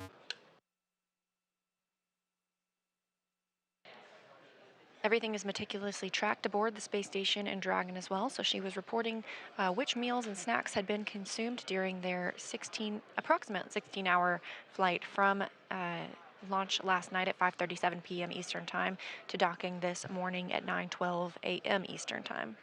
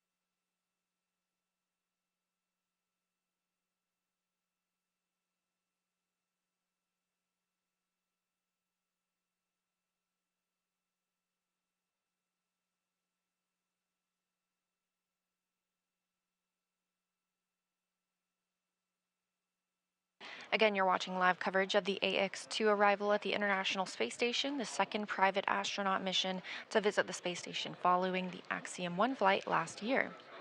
Currently aboard Dragon Freedom, which you see on your screen, attached to the station's Node 2 Zenith port, are Commander Peggy Whitson, pilot John Shoffner, and mission specialists Ali Alqarni and Ryyanah Barnawi.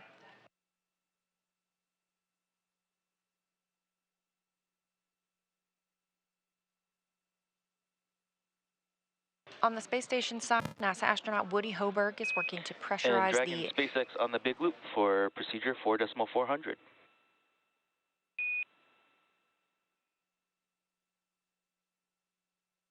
Go for 4.400.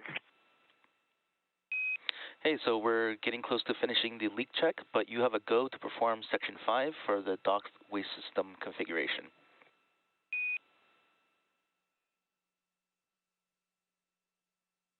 Okay, go for Section 5. We'll try and get all the other activities out of the way first and get that in work. Copy all.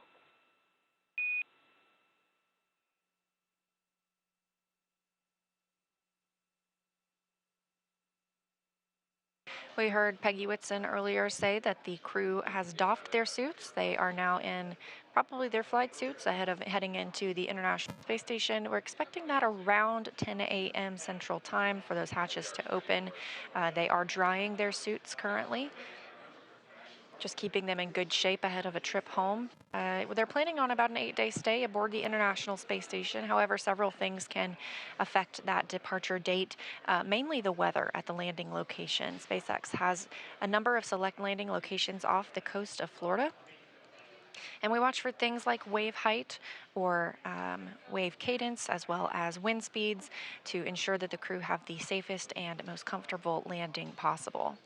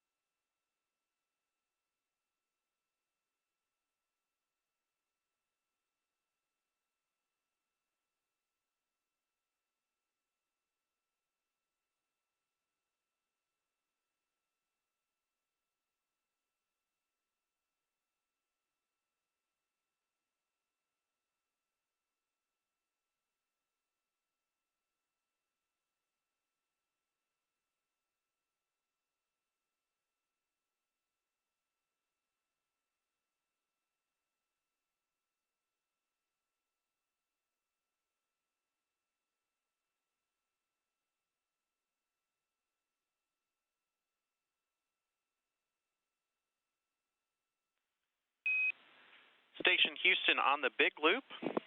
We have a good leak check. ISS is go to complete vestibule equalization and open the APAS hatch at step 3.1 of procedure 2.102. All right, station copies go in 3.1.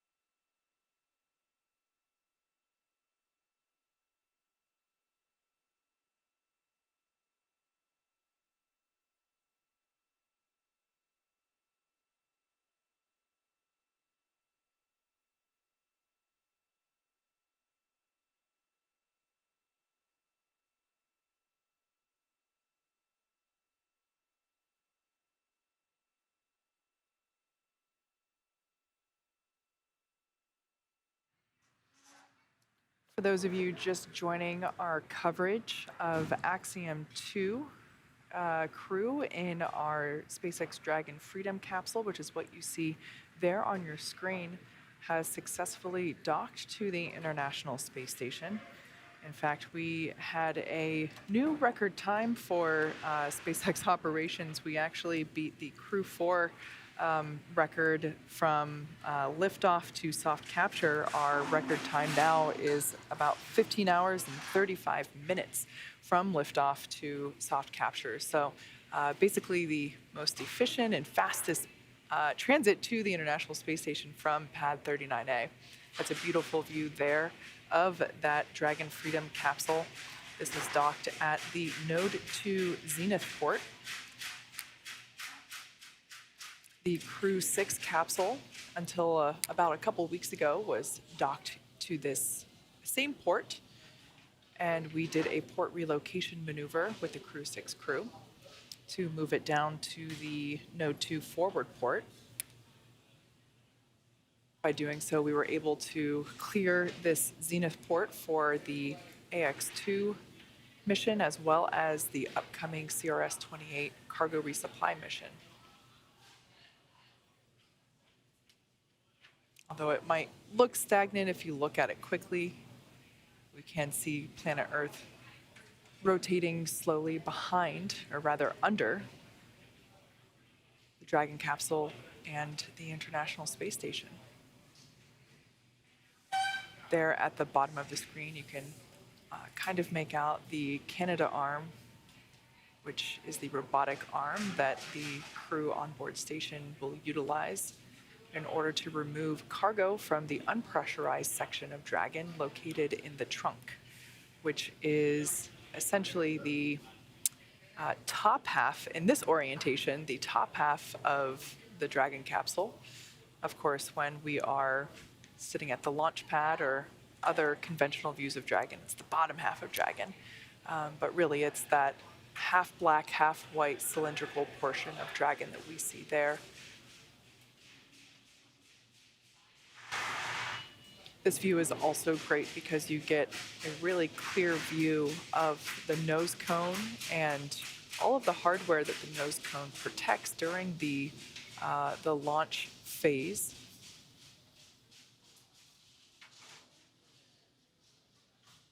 Of course, we got some ambient noise here at SpaceX headquarters as our first shift operations are well underway.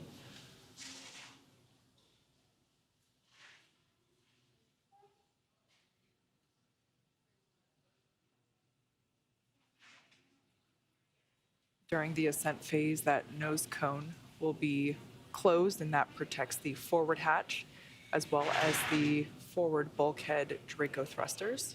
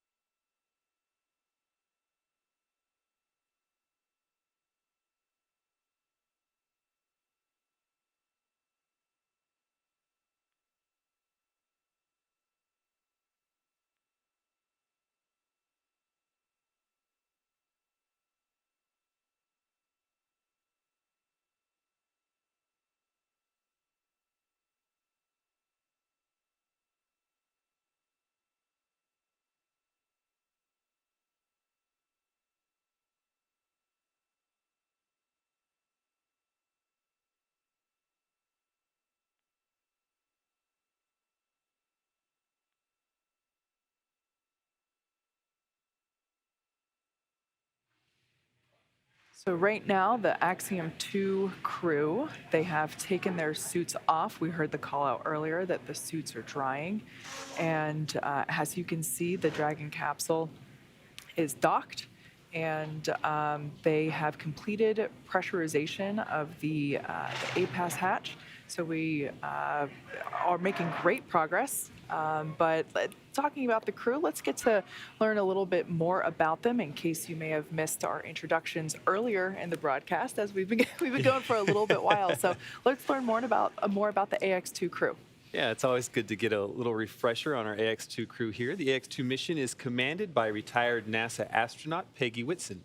Born and raised in Beaconsfield, Iowa, she was inspired along with the world when she watched the Apollo 11 crew walk on the moon. She has since become the most experienced American astronaut and one of the most decorated. Whitson flew 3 long-duration missions to the ISS and has more cumulative time in space, 665 days, than any U.S. astronaut and more than any woman in the world. She has conducted 10 spacewalks with over 60 hours of time and has performed hundreds of research experiments on board the ISS. Not only is she the commander for this mission, but Peggy also serves as the director of human spaceflight for Axiom Space. The pilot for AX2 is private astronaut John Shoffner. Born in Alaska and raised in Kentucky, Shoffner is a STEAM education advocate, business pioneer, and lifelong space enthusiast. A pilot since the age of 17, John has over 8,500 flight hours holding commercial, instrument, single-engine, and multi-engine ratings in land and sea aircraft, as well as helicopter. He also holds ratings in former military jets and high-performance radial engine aircraft. As an athlete, John has years of competitive experience in water skiing, cycling, whitewater kayaking, hang gliding, skydiving, and base jumping. John trained as the AX-1 backup pilot, and during this mission on AX-2, plans to invest a lot of his time in STEAM education activities aimed at empowering educators and inspiring teachers. And representing the Saudi Space Commission and serving as a mission specialist, Ali Alqarni was born in March 1992 in Sabt al-Alaya, Saudi Arabia. Ali is fluent in English as well as his native Arabic, and as an Air Force captain, has 12 years of experience flying on multiple aircraft, primarily on the F-15SA in service to the Royal Saudi Air Force. Ali graduated with a Bachelor of Aerospace Science degree in 2013 from King Faisal Air Academy in Riyadh, Saudi Arabia. Also representing the Saudi Space Commission and serving as a mission specialist, Ryyanah Barnawi, or as we hear her identify herself as Ray on comms, was born in September 1988 in Jeddah, Saudi Arabia. Ryyanah has a master's degree in biomedical sciences from Al Faisal University in Riyadh, Saudi Arabia, and a bachelor's degree in biomedical sciences from Otago University in Dunedin, New Zealand. She is fluent in English and Turkish, as well as native Arabic. She has been a research lab technician since 2013 in the Stem Cell and Tissue Re-Engineering Program at King Faisal Specialist Hospital and Research Center, and located in Riyadh, Saudi Arabia. And there they are, the AX2 crew. We are so excited for them to now be docked to the ISS, and so proud that they've made it this far after all their training. This is a really wonderful moment to be celebrating their journey to space. Yeah, obviously Peggy, a NASA legend, has spent years training to go to space. Our 3 formerly space newbies, now that they are up there and now docked to the International Space Station. Can't really call them rookies anymore. But yeah, all 4 of them have been training extensively for this mission, and it's so great to see that they get to use it now. Yes, absolutely. And on those cards, you may have seen their patch on their flight suits. And since the beginning of the space race in the 1960s, a custom patch has been used to represent and identify individual missions and their crews. It's also a long-held custom that these crews influence or even outright design their own patches, injecting them with symbolism and personal elements to commemorate their journey. This crew has continued this long-standing tradition with their official AX2 mission patch, so let's take a look. The AX2 mission patch highlights the beauty of space, hope for the future. Station on 2, the pass hatch is open with negative condensation. Oh. That is great news. Houston copies. Sounds like a hatch open update.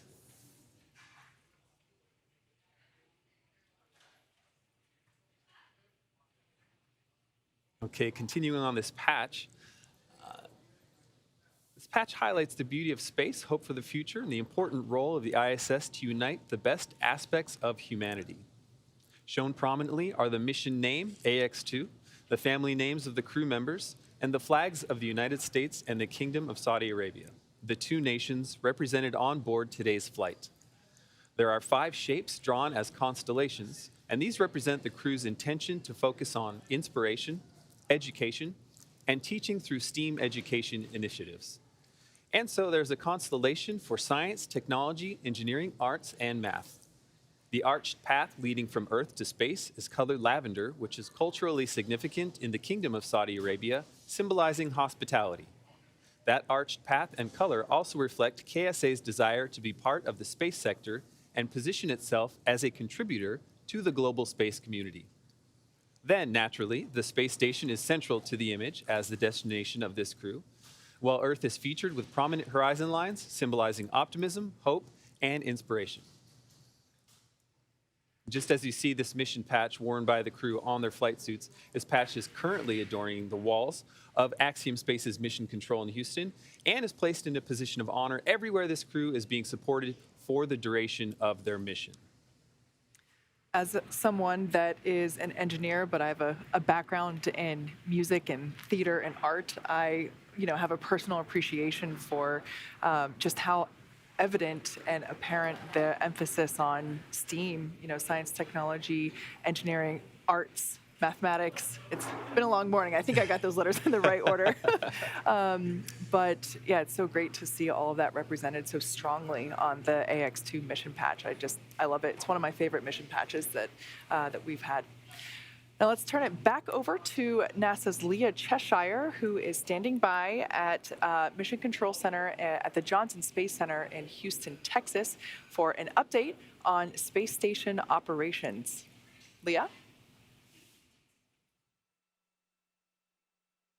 Thanks, Kate and Duke. Yes, we are still here in International Space Station Flight Control Room at Johnson Space Center in Houston, Texas, continuing to monitor the arrival of the AX2 crew and their eventual welcome to the International Space Station. Again, we docked at 8:12 a.m. Central Time this morning, so a little over an hour ago, to the Node 2 Zenith, or space-facing port, which is where you see the crew now. They are flying over the country of Chad, 256 miles above Earth. And those calls you heard about the hatch, those are the A-Pass hatch and the vestibule hatch. NASA astronaut Woody Hoburg is stepping through hatch procedures this morning. He's currently in the A-Pass hatch, and I looked it up to make sure to get it right for all of you. A-Pass stands for Androgynous Peripheral Assembly System. I think it's pretty clear why we call it A-Pass, keep it short and sweet. But that hatch has been opened. He is inside, and he has also opened the vestibule hatch. So the Dragon hatch is not open yet. We've still got some things that we need to work through on the SpaceX side as well as on the NASA side to make sure that we're ready to welcome the AX2 crew members aboard.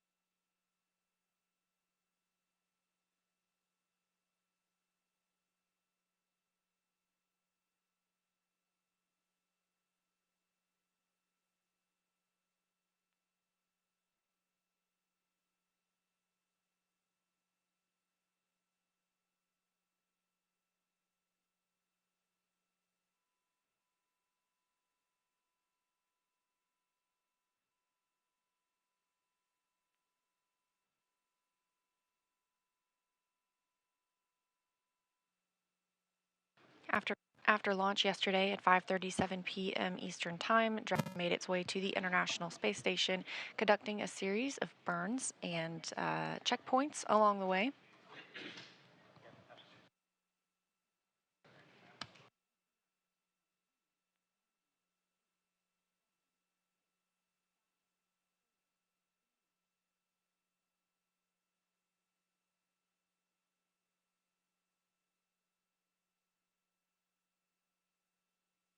This view inside the International Space Station, you're getting a look at NASA astronaut Woody Hoburg. This is his first flight to the space station. He arrived as a member of Crew 6 earlier this year.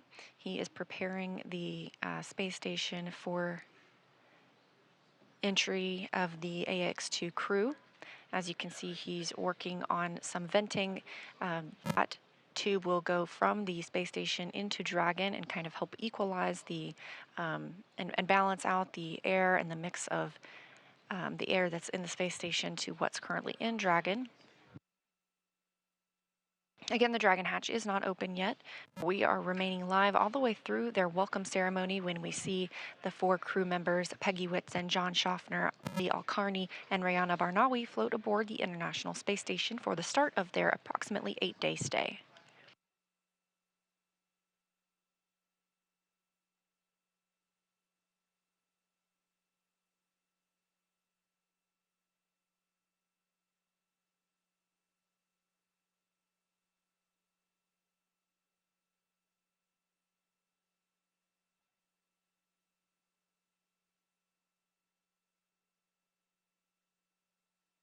While aboard the space station, the AX2 crew members are going to conduct a plethora of scientific research, as well as conduct STEAM outreach with students and other educational organizations here on Earth.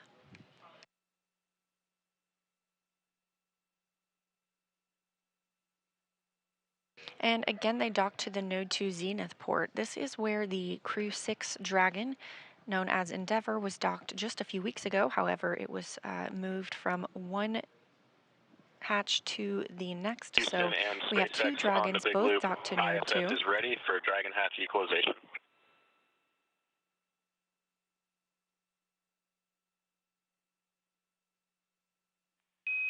Houston copies on the big loop. Stand by for equalization. Expect to take 3 minutes.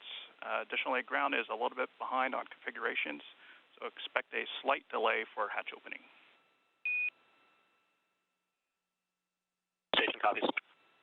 Dragon copies.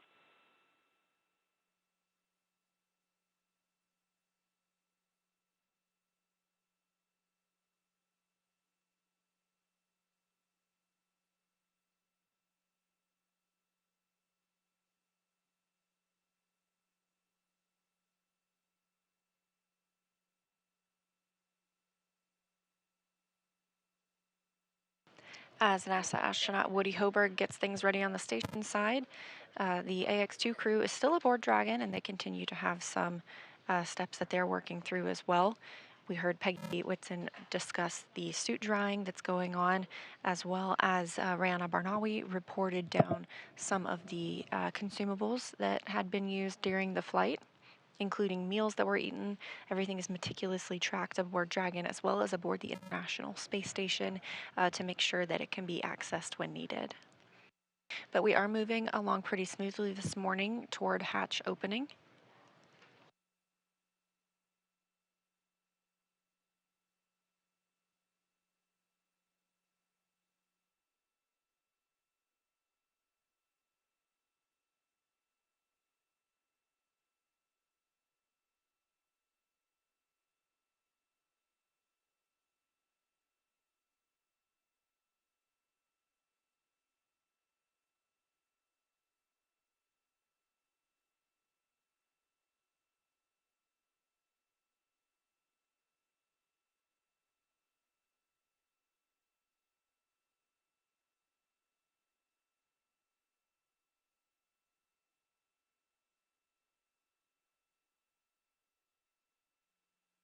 The International Space Station uses GMT as their time zone, so it's about 2:28 p.m. Pacific, or sorry, 2B Pacific aboard the International Space Station right now. So Crew members are in the middle of SpaceX their Dragon on workday, the big loop. most of them taking... Section 5 is complete for the waste configuration.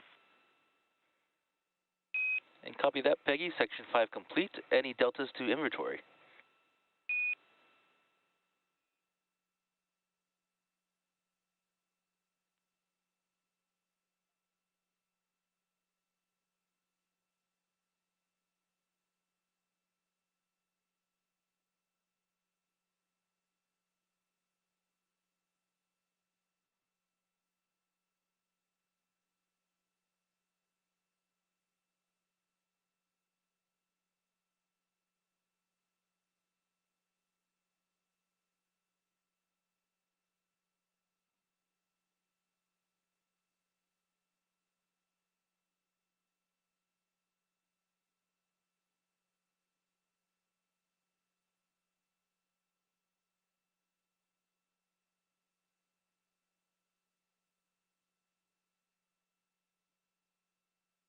Looking at our timeline, some of the crew members on the space station side are enjoying their midday meal.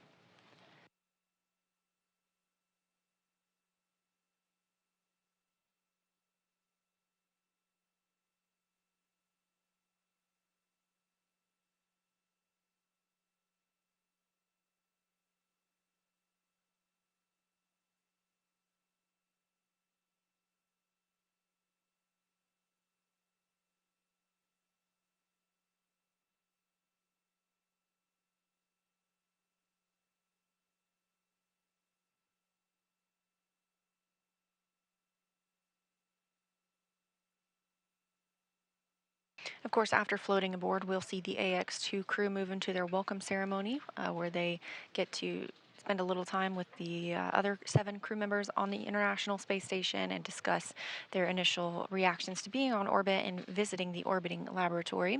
Afterward, they'll step into their safety briefing and make sure that everyone is aware of the location of any certain safety items aboard the International Space Station, as well as what to do in any event of a contingency.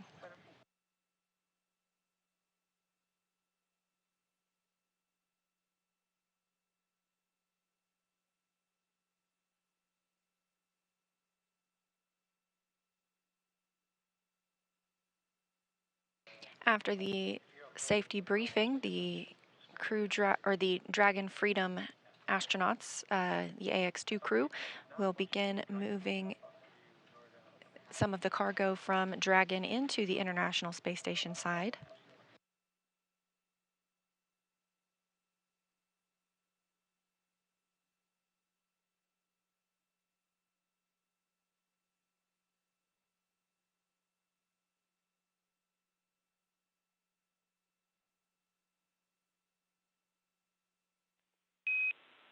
Station Dragon Houston on the big loop. Big picture update based on what we see for open ground and crew actions. We see that we're about 15 minutes out from hatch opening.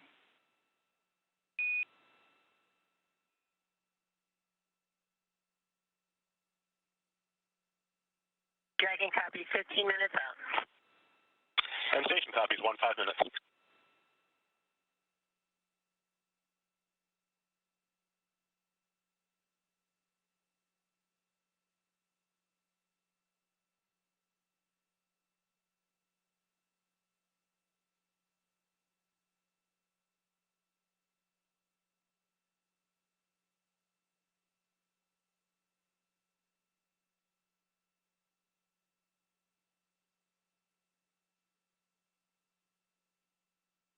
Teams on the ground and teams on the space station continuing to step through their procedures, working toward hatch opening in approximately 15 minutes.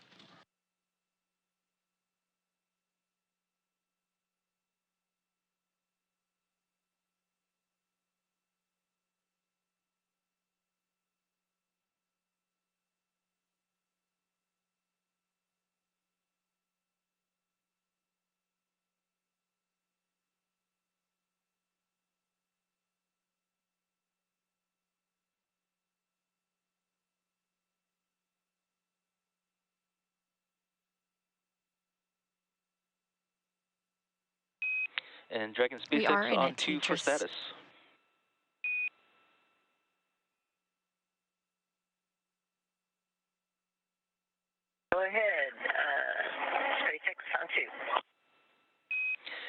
just wondering, do we have a change to inventory due to the waste system flush?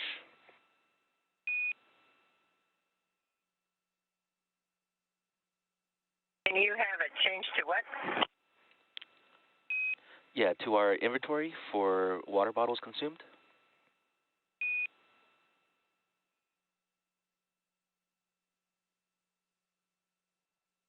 No, we actually planned for the change in inventory, but since then, I pulled out one more bottle out of the same bag in 9 that still had bottles left. Actually, make it 2 more. John wants to grab one too. And copy that. That's 2 bottles from which location?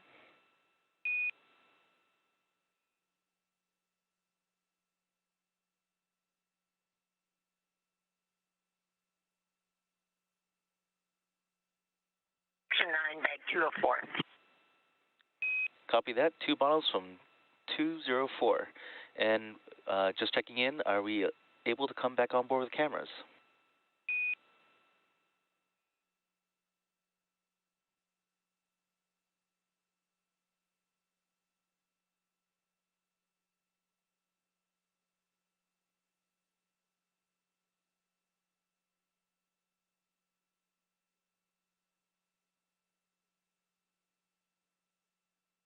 Just another minute, please. Copy that.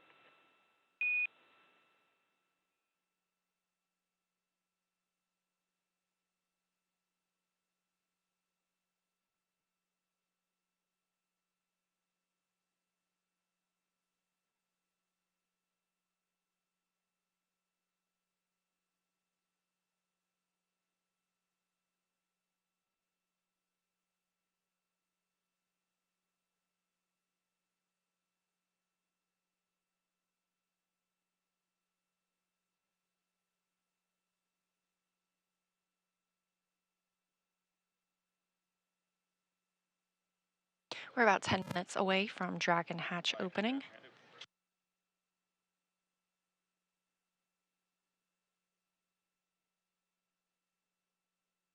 International Space Station and Dragon are 261 statute miles over Kazakhstan, about to enter into an orbital nighttime. Again, we see 16 sunrises and sunsets a day, so anticipating another one of those in just a few minutes. You'll see some of the lighting change if we have views outside of the spacecraft. But again, we are tracking about 9:45 a.m. Central Time for Dragon hatch opening. We'll see the AX2 crew members float into the capsule and then begin the welcome ceremony.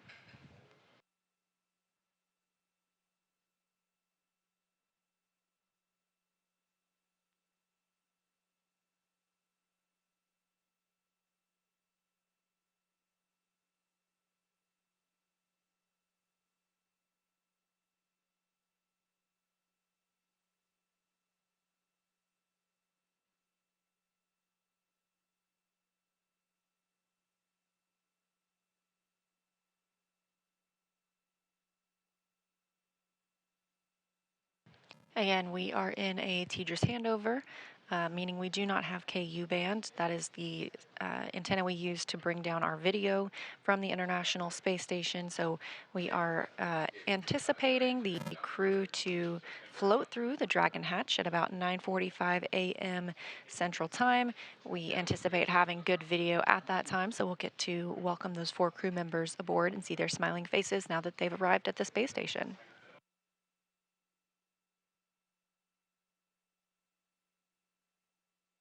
SpaceX Dragon on 2, you can come on board.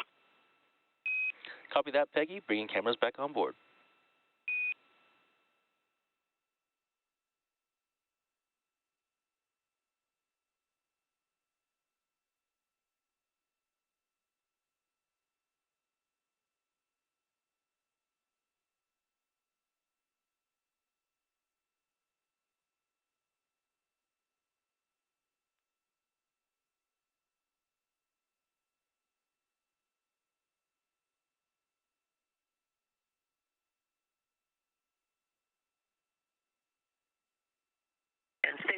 Dragon, the first two suits are dry, but we're just going to hold on packing them until after the event, if that sounds right to you.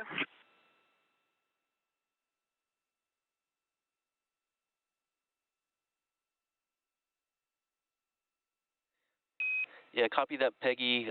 We'd recommend opening the hatch first and then possibly completing the task for stowing the suits before ingressing into ISS. Okay, copy. Will do.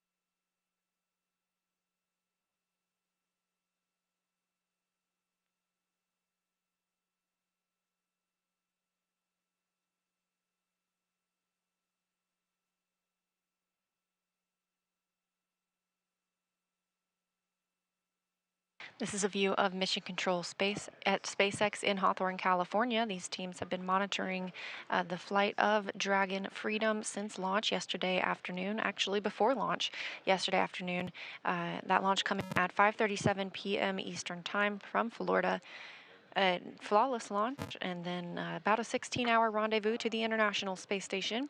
We got into integrated operations earlier this morning once we crossed through the approach ellipsoid, a 4 by 2 by 2 kilometer invisible boundary around the space station that helps us govern visiting spacecraft and their arrival and departure. Teams here in Mission Control Houston, now on your screen, are being led by Vincent Lacourt, Flight Director. They're working with astronauts aboard the International Space Station and staff this room 24/7, 365 to ensure that those astronauts and the space station systems remain supported. We've had continuous presence aboard the International Space Station for over 23 years now. And we'll be welcoming 4 crew members shortly as part of the AX-2 mission, the second private astronaut mission to the International Space Station. This view coming from their mission control, also here in Houston, Texas. They'll remain on console all week to monitor the status of the astronauts, as well as help them step through their research, payloads, and any downlink opportunities that they have.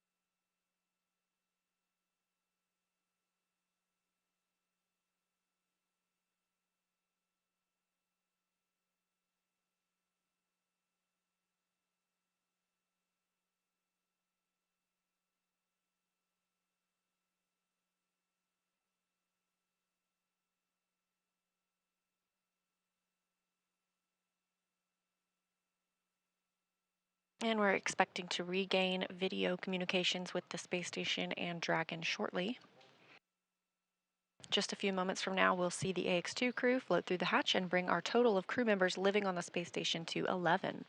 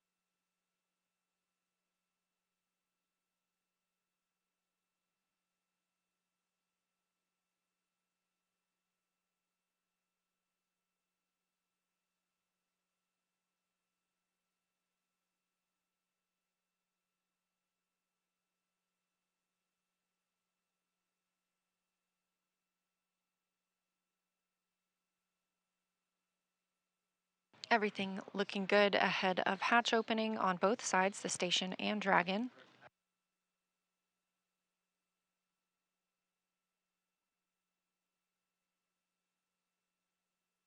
We're just standing by to regain video communications before we go for that hatch open so we can ensure we'll see the smiling faces of our 4 new crew members joining the Expedition 69 crew on the International Space Station. Again, we expect them to stay for about a week before returning on Dragon Freedom back to Earth.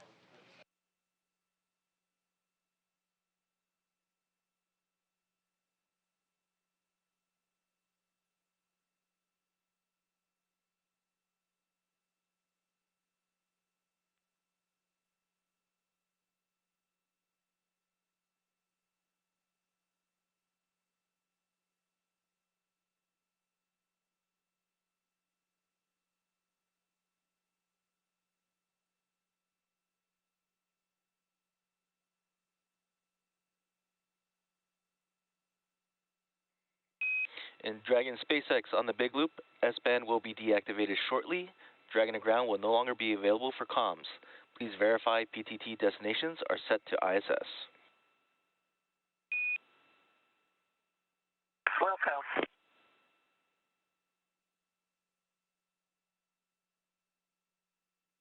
Teams in Hawthorne speaking with the crew still aboard Dragon Freedom, letting them know that shortly they will not have the ability to communicate from or through the Dragon to ground loop itself. However, they will start using the loops aboard the International Space Station to talk with teams here in Mission Control Houston as well as in Hawthorne. Again, we are getting close to hatch opening. Docking this morning occurring at 8:12 a.m. Central Time, so about an hour and a half ago. It was a very smooth ride to orbit yesterday, launching at 5:37 p.m. Eastern Time, and then again about a 16-hour transit, the fastest on record for a Dragon crew to the International Space Station.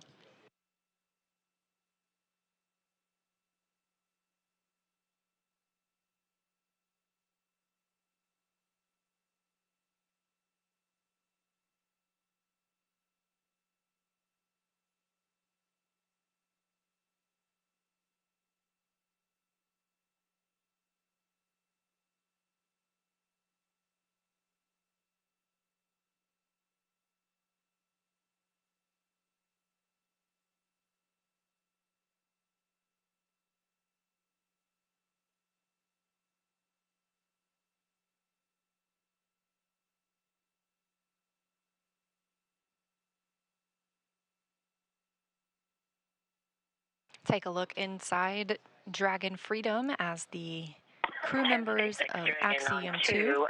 We have all the suits stowed and see procedure 40.12 complete. Copy all, Peggy. 4.012 complete.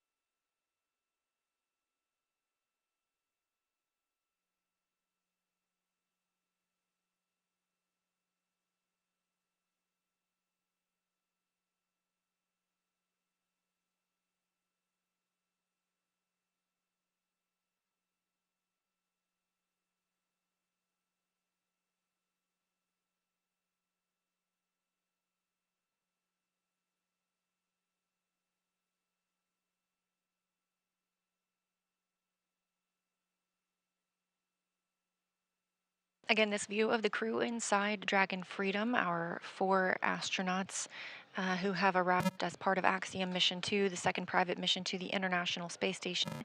Up in the center of the screen, still sort of in her seat, that's former NASA astronaut Peggy Whitson, the commander of this crew.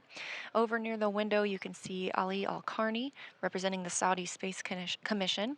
Down below him, holding on to one of the footrests, is John Shoffner, the pilot. And just off camera, you can see her hand right now. That's Ryyanah Barnawi, also representing the Saudi Space Commission. We are standing by for hatch opening of Dragon Freedom.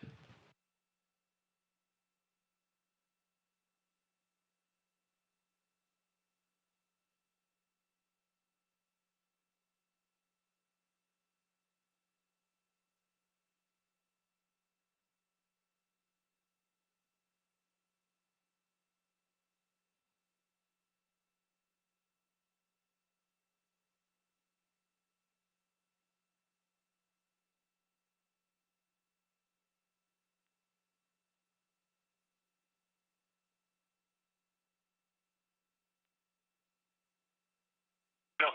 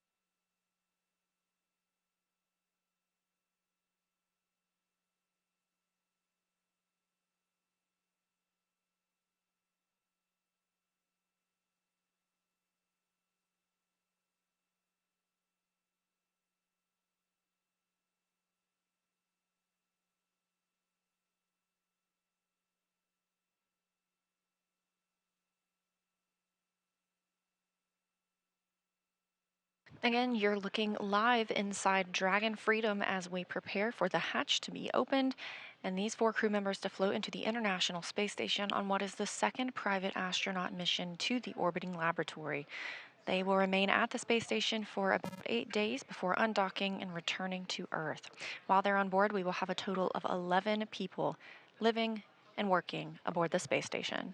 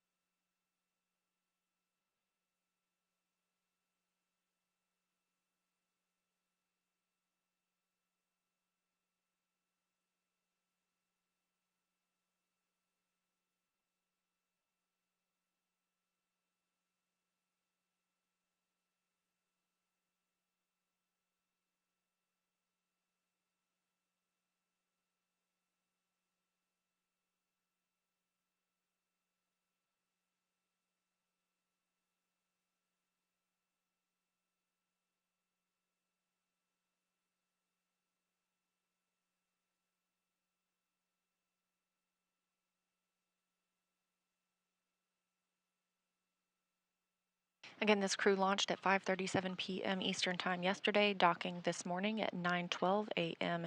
Eastern Time.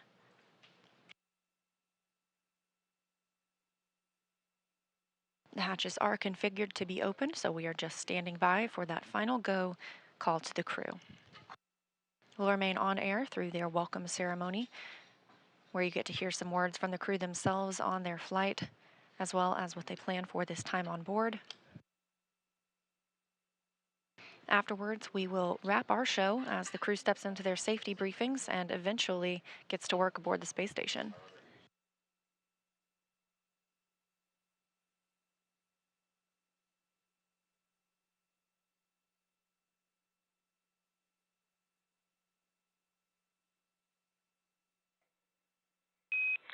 Dragon SpaceX on 2 for hatch open. Go for Dragon. Hey Peggy, so just big picture. Following hatch open, we'd like you to complete Part C of 2.102 prior to station ingress. We're still ahead of the timeline, so we've got some time to complete these tasks in the nominal sequence. With that, you are go for hatch opening per decal, followed by the remaining actions in procedure 4.400, section 6. Copy. Hatch open per decal and section C. That's affirmative, Peggy, and section 6 of 4.400 as well.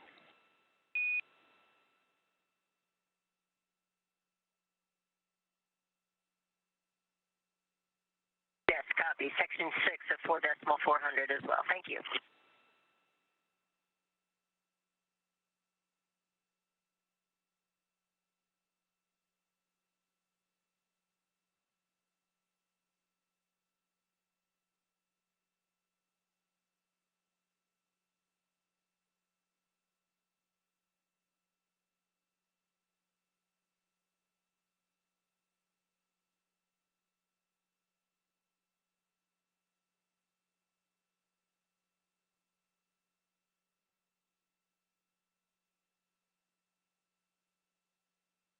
And we've got a view here in Dragon Freedom as Ali Alqarni works to open the Dragon side of the hatch.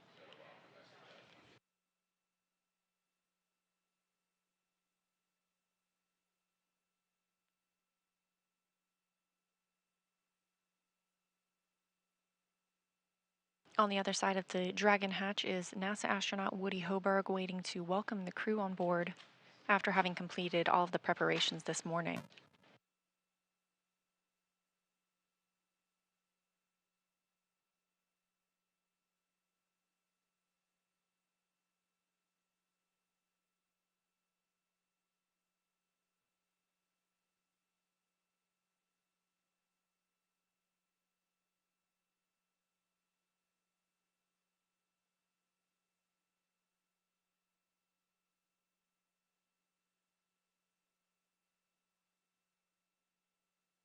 Houston and SpaceX Dragon hatch is open. Houston copies. SpaceX copies. At 10 a.m. Central Time, the Dragon hatch is open, preparing to see our crew members float through and join the International Space Station.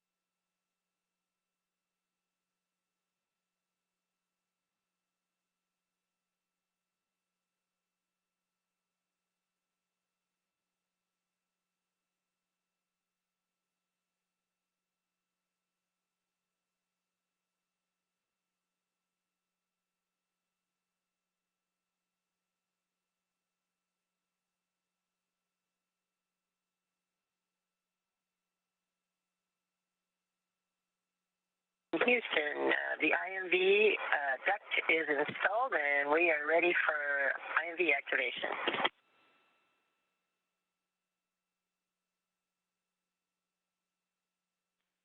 Houston copies.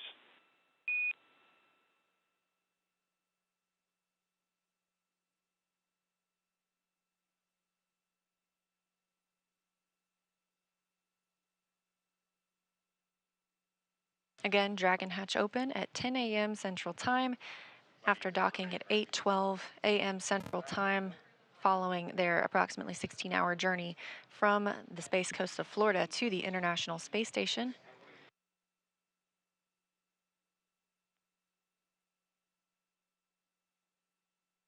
And Houston Station in the Dragon, we're at step 6.3, ready for the procedures for the LIO. Copy that, Peggy. Houston is checking.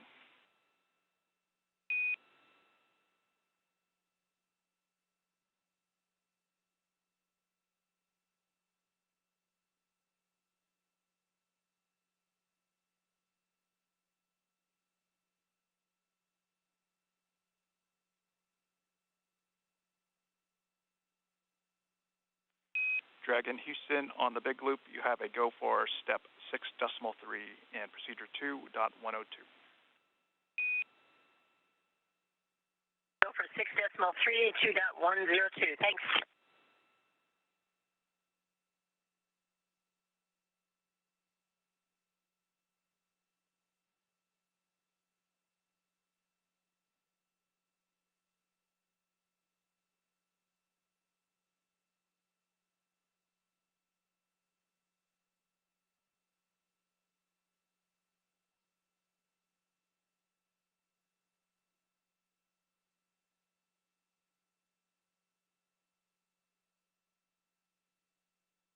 Again, we are preparing for the AX2 crew to float through the Dragon hatch and join the space station crew. On the right-hand side of your screen, you see NASA astronaut Woody Hoberg, who has monitored their arrival this morning, first in the cupola, and then worked to prepare these hatches, pressurizing the vestibule, that space between both hatches, and eventually assisting in opening the APAS hatch, as well as then Ali Alqarni, just at 10 a.m. Central Time, 5 minutes ago, opening the Dragon hatch.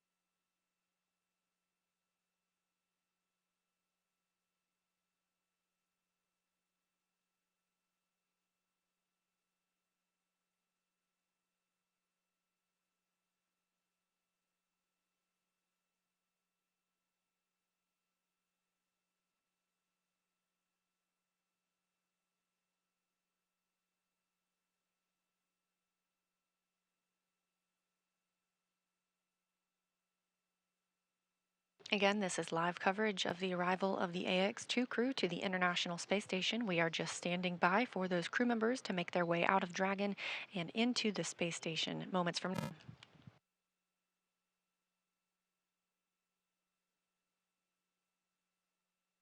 UAE astronaut Sultan Al-Nayati just floating out of screen on the right-hand side there. He has been working alongside Woody Hoberg this morning to prepare the hatches for the crew to float through, as well as monitoring their arrival.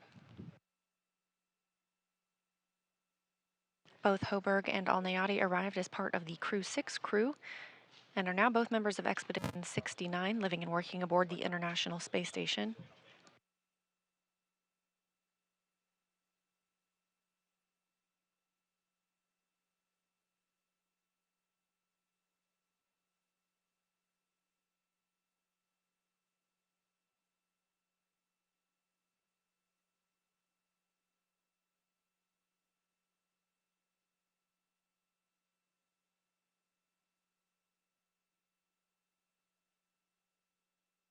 Teams are also preparing the intermodule ventilation. That was the tube that we saw earlier that Woody Hoberg was working with.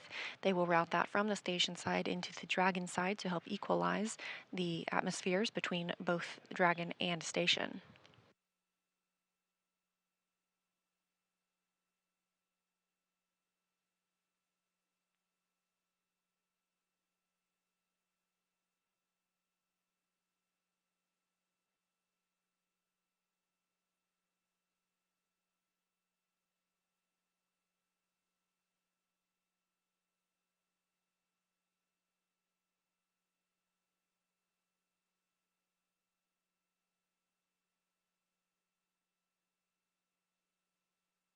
Currently, the International Space Station is flying 264 statute miles southwest of Fiji.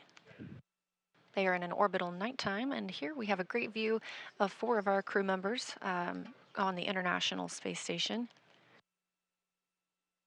On the far left, that's NASA astronaut Steve Bowen. Down in the bottom left, NASA astronaut Frank Rubio. Houston on 2, LIO cartridge is sealed per the detail at 15:08. SpaceX copies. NASA's Woody Hoberg was on the right of your screen, and in the center, Sultan Al-Nayati. Again, preparations to egress Dragon continue. You can hear Commander Peggy Whitson discussing with teams on the ground that they are still stepping through those final checks.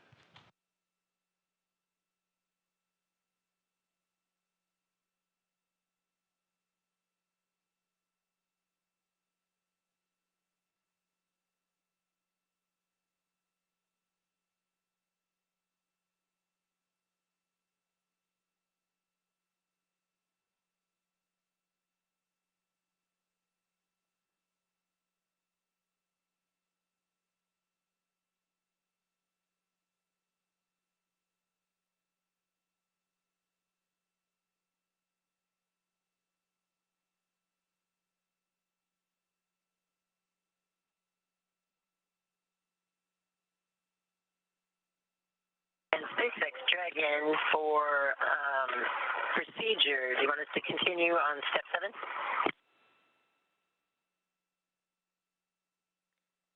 Yeah, it's affirmative on section step 7.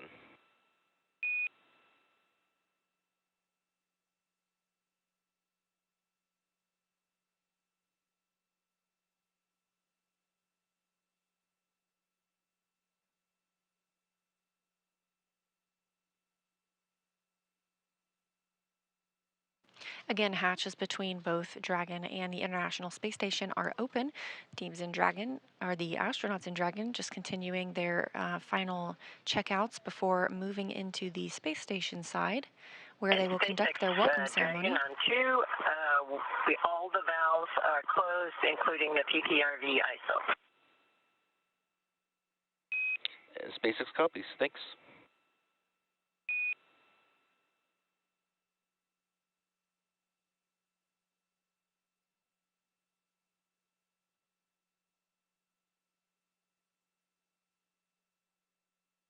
Again, this is a view from inside Node 2, also known as Harmony.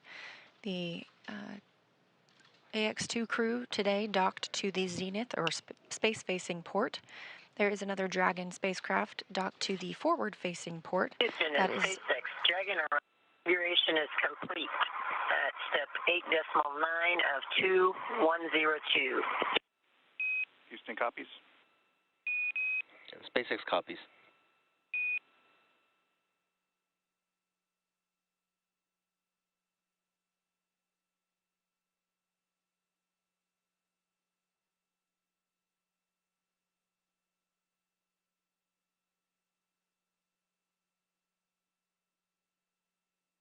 This crew, part of the 7 that are on the International Space Station, patiently waiting. There are 4 new crew members to arrive for the next 8 days.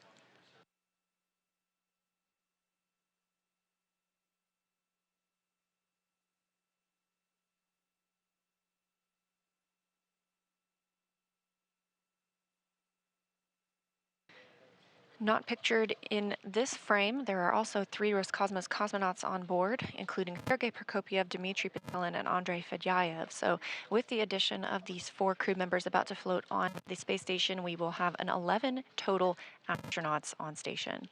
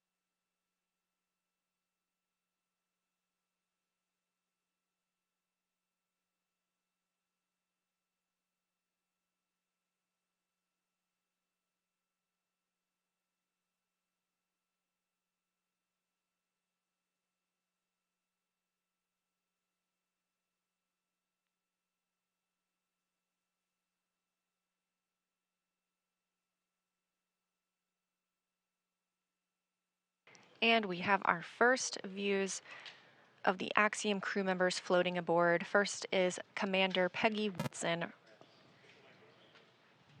rejoining the International Space Station. Next up is pilot John Shoffner making his first visit.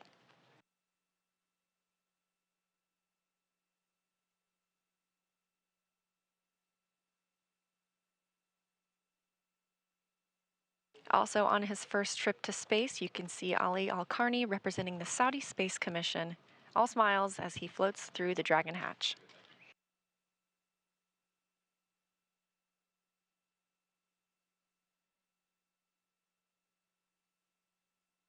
And rounding out the Axiom 2 crew, that's Ryyanah Barnawi, also of the Saudi Space Commission.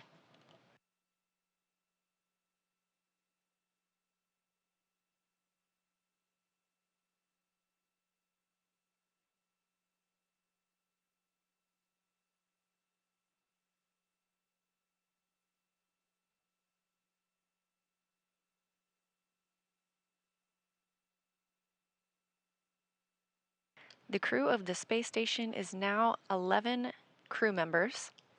Big smiles from Ryyanah Barnawi. She is now the first female Saudi to go to space.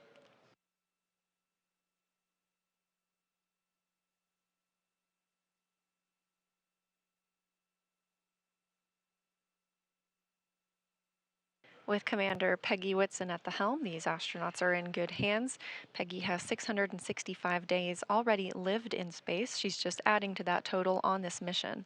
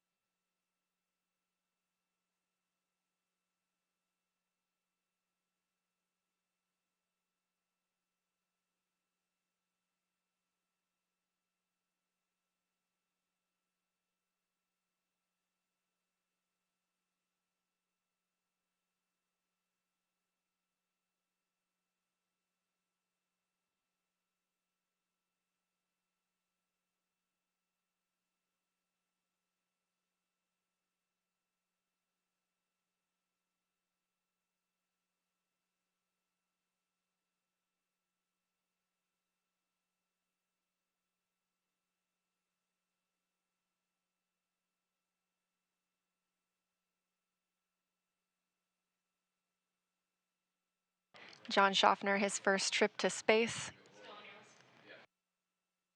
Getting some help out from Woody Hoberg, NASA astronaut, who is also on his first trip to space. He's been on the space station now for 81 days. Again, the total number of astronauts and cosmonauts on board the International Space Station now at 11.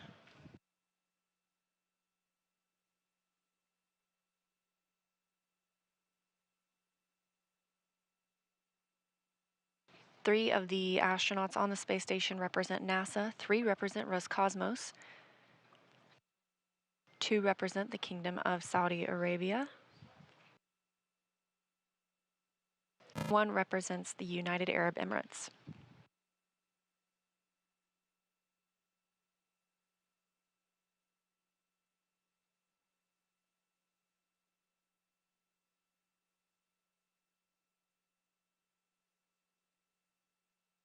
Again, we are standing by for the start of the welcome ceremony.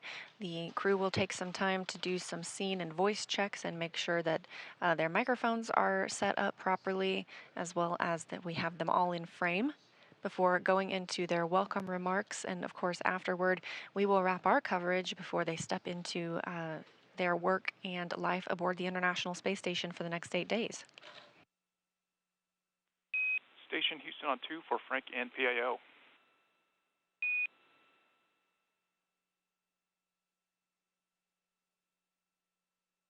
Well, with you on 2. Hey, Frank, just wanted to tag up with you on the PAO event. We're thinking about doing a scene and voice in about 7 minutes from now. Will that work for you?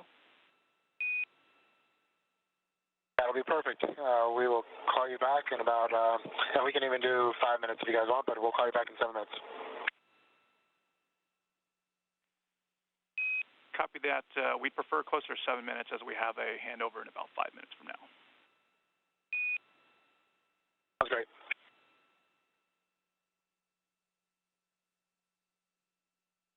As you heard the Capcom relay to NASA astronaut Frank Rubio, we are expecting a handover.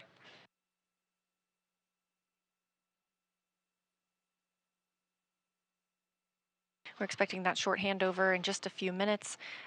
We want to make sure that we have great audio and video from our visiting astronauts. So we are holding for that short handover, and then we will start the welcome ceremony. Again, crew arrived this morning at 8:12 a.m. Central Time, the Dragon hatch opening at 10 a.m. Central Time, and then crew members floating aboard just moments ago. Ali Alqarni looks like he already has the hang of things on his first flight to space.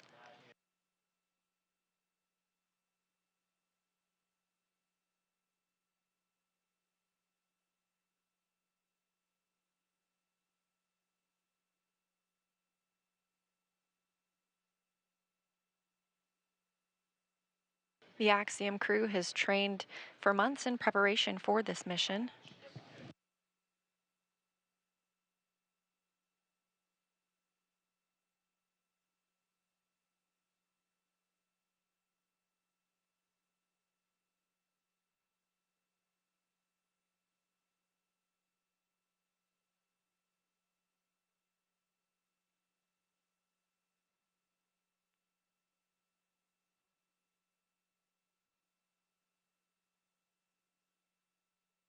The Axiom crew has been training for months in preparation for this mission here at Johnson Space Center as well as at SpaceX, working with teams on the research that they will be conducting as well as learning space station systems.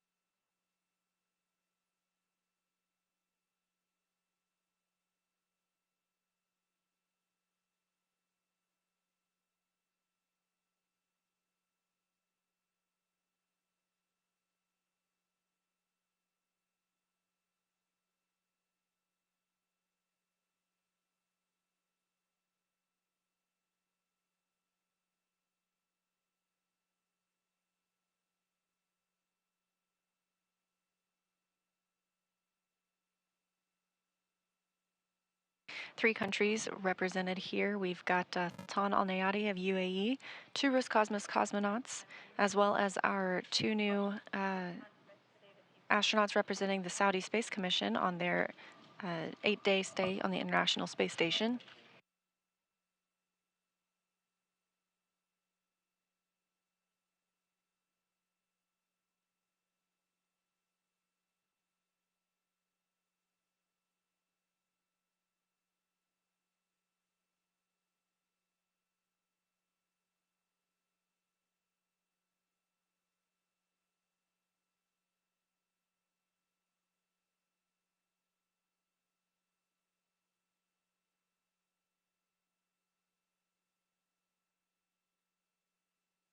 Just above Barnawi and Alqarni's heads, you can see the two EMUs, extravehicular mobility units, used by USOS astronauts on spacewalks. Those have been moved from the airlock to allow a little more space for the Axiom crew during this flight. Of course, we do have 11 crew members on board now, so we have to make some room for sleep spaces.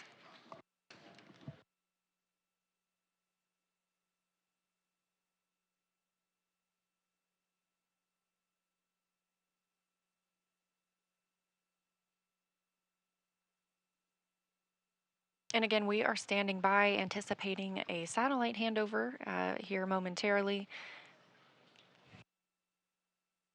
Once we've regained communications, we'll go through some voice checks with the astronauts. And there it is, as expected. That handover from our satellites.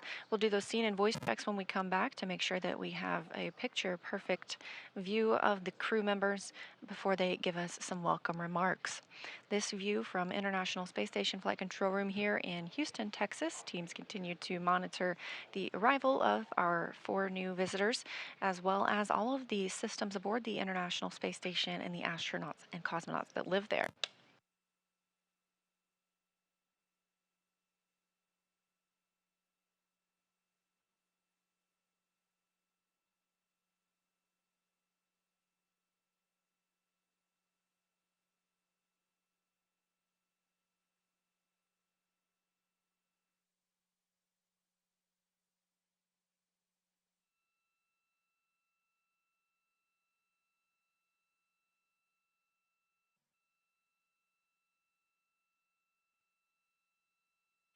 Just over 2 hours now since the AX-2 crew arrived to the zenith or space-facing port on the Harmony module, also known as Node 2, that docking coming at 8:12 a.m. Central Time.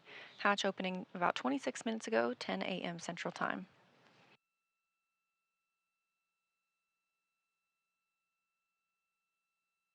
So we should regain that video and audio communication with the space station momentarily.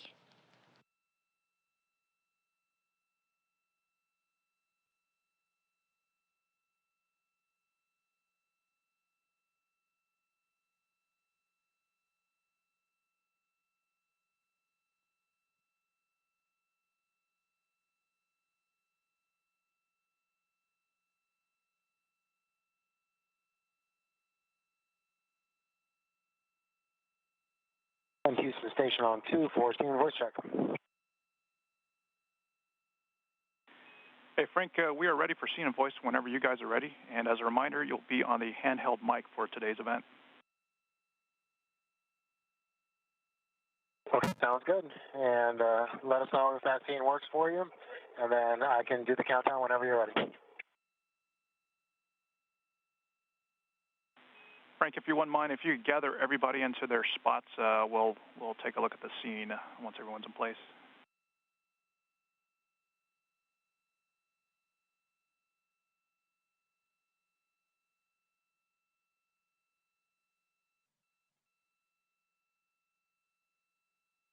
Crew members begin to move into their locations for the welcome ceremony. Obviously, we have regained communications through the tracking data and relay satellite systems.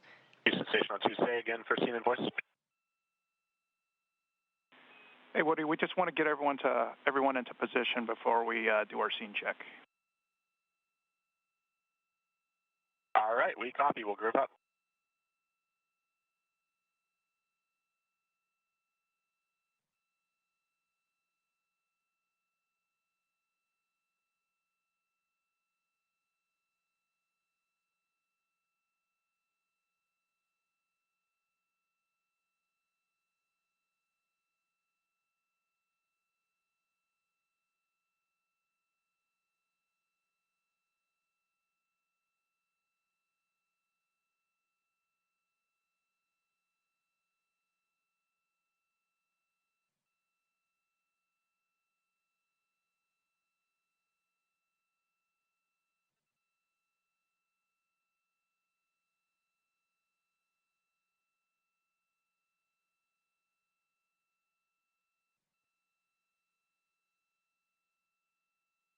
Like I said earlier, looking at a pretty full house here aboard the International Space Station.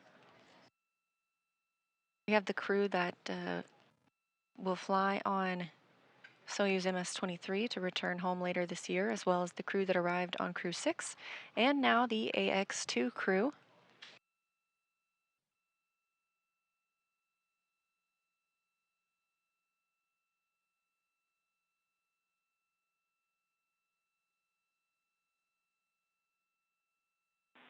Frank, Houston on 2, good scene check. We didn't hear audio on the handheld mic. Can you check the switch position?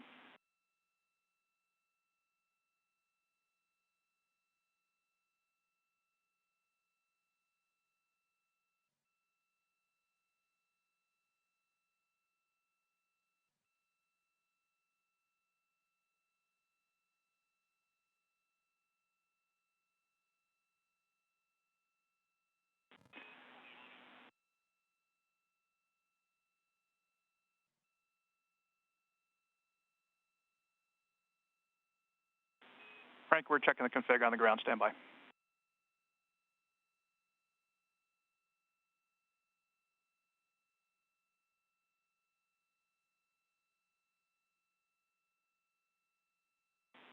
Frank, if you wouldn't mind, give us another long count. We needed to sync things up.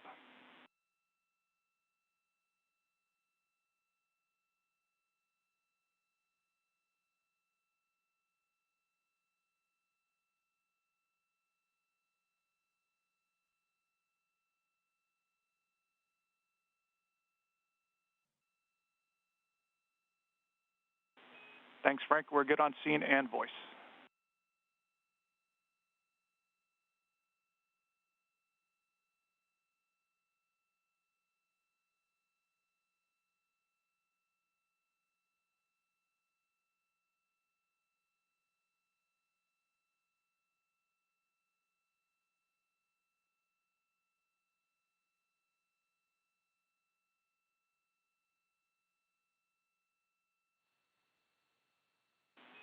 Station, this is Houston. Are you ready for the event?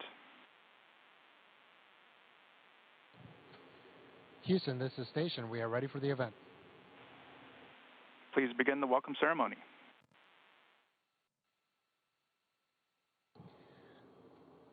Houston and SpaceX, congratulations on a beautiful launch and a beautiful docking. It is great to have new friends up here. And so on behalf of Expedition 69, it's an honor to welcome our new crewmates. I'll pass it off to the ISS commander, Sergei Prokopiev. Welcome on board, dear friends. This is very nice to see you here. Expedition 69, so glad to have you here with us on Space Station. And we looked forward to your arrival here at least 1 month, and watched yesterday your amazing launch, and this is outstanding return in first stage of Falcon 9 on the launch pad. Is so grateful, and congratulations with successful launch and your docking. And as for me, this is a very great honor to work next with Peggy Whitson, so most experienced and decorated astronaut in the U.S. Astronaut Corps. And congratulations, new astronauts, Ryyanah, John, Ali, and my congratulations, all of us. We have now 11 person on the space station, and my big congratulations of Saudi Space Commission, and I'm sure you will have a great achievement in the future in your space exploration. Thank you so much, and welcome aboard. Thank you so much, Sergey. I'll make sure, yeah, you left it on. Thank you so much. We really are excited to be here. It was a great launch, a great ride. We had a lot of fun on the way up. And we're really excited to get a lot of work done up here. But it's great for me to come back personally. It does feel like home. You might need some help, though, for a while. I could help you with some of these things. But it's a lot of fun to be here and to see this place again. It means so much to me, and I think it actually brings people together just by being here. So I wanted you to meet my crew. So I want each of them to talk a little bit about their objectives and why they're here, and maybe a little bit about the ride. It's on. Hi, I'm John Shoffner. You know, part of the AX2 crew. It's an honor to be here and make new friends in space. First time I've done that for sure. So I've been dreaming or working toward this since I was 8 in a young astronauts club. You know, watching Gemini pilots do their thing. So we had cardboard boxes pretending to be Gemini pilots. So you think having that much time to prepare, I'd have some better words than this. But, you know, it's having a chance to be here and fly with this amazing new crew, Ali and Ray, and of course with Peggy Whitson, the awesome Peggy Whitson. And to join Expedition 69 is a fabulous thing for me, for anyone to be able to do. I'm honored. I'd like to thank NASA for creating the opportunity and opening the doors for private and commercial space exploration, and also the ingenuity of SpaceX and Axiom and to develop the next level of space platforms and space access for everyone. I want to say thanks to my lovely wife for those magic words one day. She looked on the news and said, "Look, you can finally go to space." She was right. Yeah. Thank you for that, Janine. Otherwise, we look forward to some great work for STEM education outreach and some amazing science that we have going on up here, and I hope you guys will follow us. Thank you very much. Thank you, John. This is Ali Alqarni. If you just allow me to start speaking in Arabic first. بسم الله الرحمن الرحيم. الحمد لله وشكرا. هذه الكلمتين هي اللي تصف شعوري هذه اللحظة. الحمد لله بتيسيره وفضله وصلنا إلى محطة الفضاء الدولية.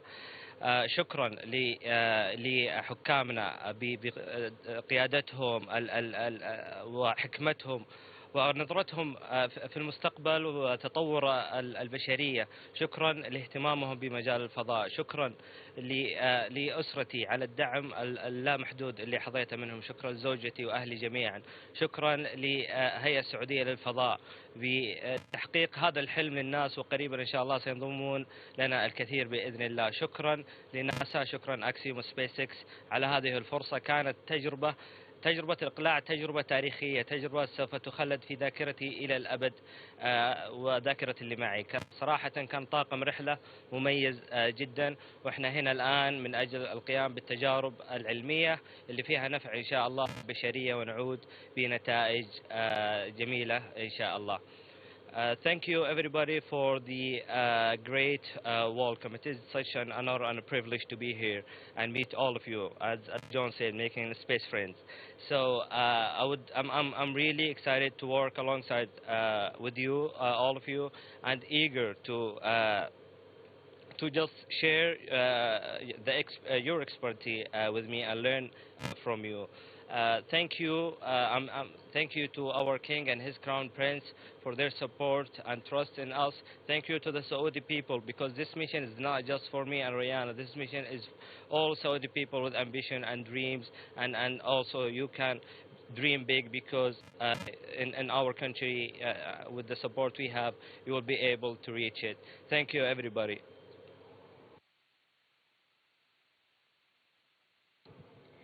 Hello everyone, so this is Ryyanah Barnawi. Also, if you allow me, I'll start in Arabic first. تحية طيبة من الفضاء الخارجي. الحمد لله، بفضل الله وصلنا لهذه المرحلة. نحن الآن يعني نعيش حلم ما كنا نتخيل انه هو ممكن يصير حقيقة. الحمد لله، بدعم من الحكومة، بدعم من قيادتنا، بدعم من أسرنا، بدعم من الجميع. هذه الرحلة ما تمثلني أنا لوحدي ولا تمثل بس طموحي، بالعكس هي تمثل كل الوطن العربي، تمثل كل السعوديين. الحمد لله أنه إحنا جاتنا هذه الفرصة، أنه إحنا فقط نقدر نوصل الآن لمحطة الفضاء الدولية، لكن بعد كده عندنا أكيد طموحات أكبر وأكبر، منها القمر، منها المريخ. لازم نستكشف الفضاء، هذه هي فرصتنا. زي ما تشوفوا دحين جنسيات كثيرة متجمعة في مكان واحد، فالفضاء هو اللي يجمع كل هذه الجنسيات المختلفة بأفكارهم واستكشافاتهم، معلوماتهم. فالحمد لله ان احنا وصلنا هذه المرحلة مع هذا الفريق الجميل. وصلنا الحمد لله بعد تدريب تقريبا 10 شهور. فهذا التدريب قابلنا رواد فضاء سابقين، قابلنا بيجي ويتسون، قابلنا مدربين دربوا رواد آخرين في ناسا وفي جاكسا وفي إيسا. وفي نفس الوقت التدريب اللي جهزوه أكسيوم واللي جهزوه سبيس إكس، شعور انطلاق الصاروخ صراحة أنا دموعي ما قدرت توقف، لأني حسيت إنه أخذتكم كلكم معايا هنا. فالحمد لله على التمام والكمال. الحمد لله على وجود قائدنا ذو الرؤية الطموحة سمو سيدي الأمير محمد بن سلمان. الحمد لله على وجوده، والحمد لله على أنه قدرنا نحقق هذا الحلم، وهذه أول خطوة، ونستنى بعد كده بإذن الله أشخاص كثير يكونوا موجودين هنا من العالم العربي أجمع. So greetings from outer space. I'm here not only representing myself, but representing the hopes and dreams of everyone back home, everyone in the region. We are here gathering with different cultures and this international collaboration. This shows how space brings everyone together. It brings even different backgrounds. Some of us are doctors, some of us are researchers, engineers, and so on. I'm very happy to be here representing the dreams and hopes of everyone back home, and at the same time I'm very glad that I've received extensive training from trainers who have trained previous astronauts like NASA, JAXA, ESA, and SpaceX and Axiom.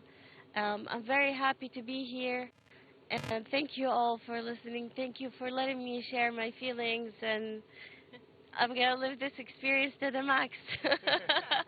Great. Well, we all are excited for all of the new astronauts here, and we have something special. Ray, would you hold this while I pin John? Oh, wow. Give him his official astronaut pin. John is the 598th astronaut. Wow. I don't think I'm ready for slapping yet. Ollie. I can get it up.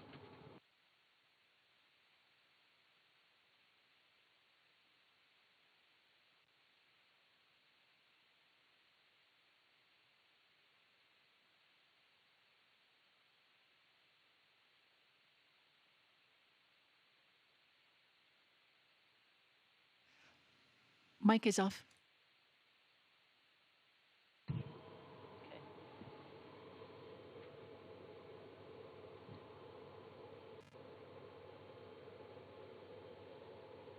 So Ollie is the 599th astronaut. Thank you. And our little Ray is 600.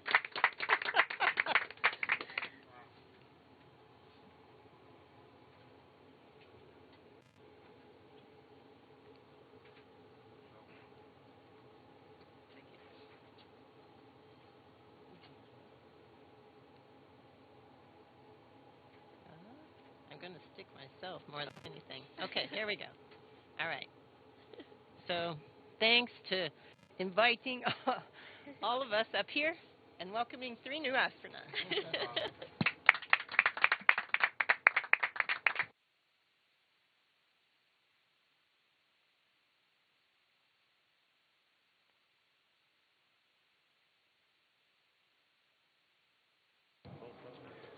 Okay, and that concludes the ceremony. Thank you guys so much. Again, it really feels like the International Space Station up here. This is going to be an awesome week. We're all excited and super happy to have you guys up here.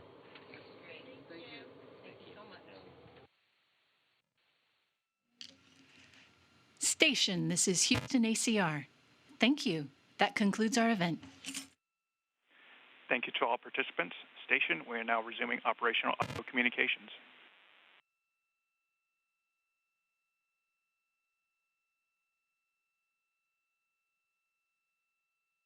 Copies.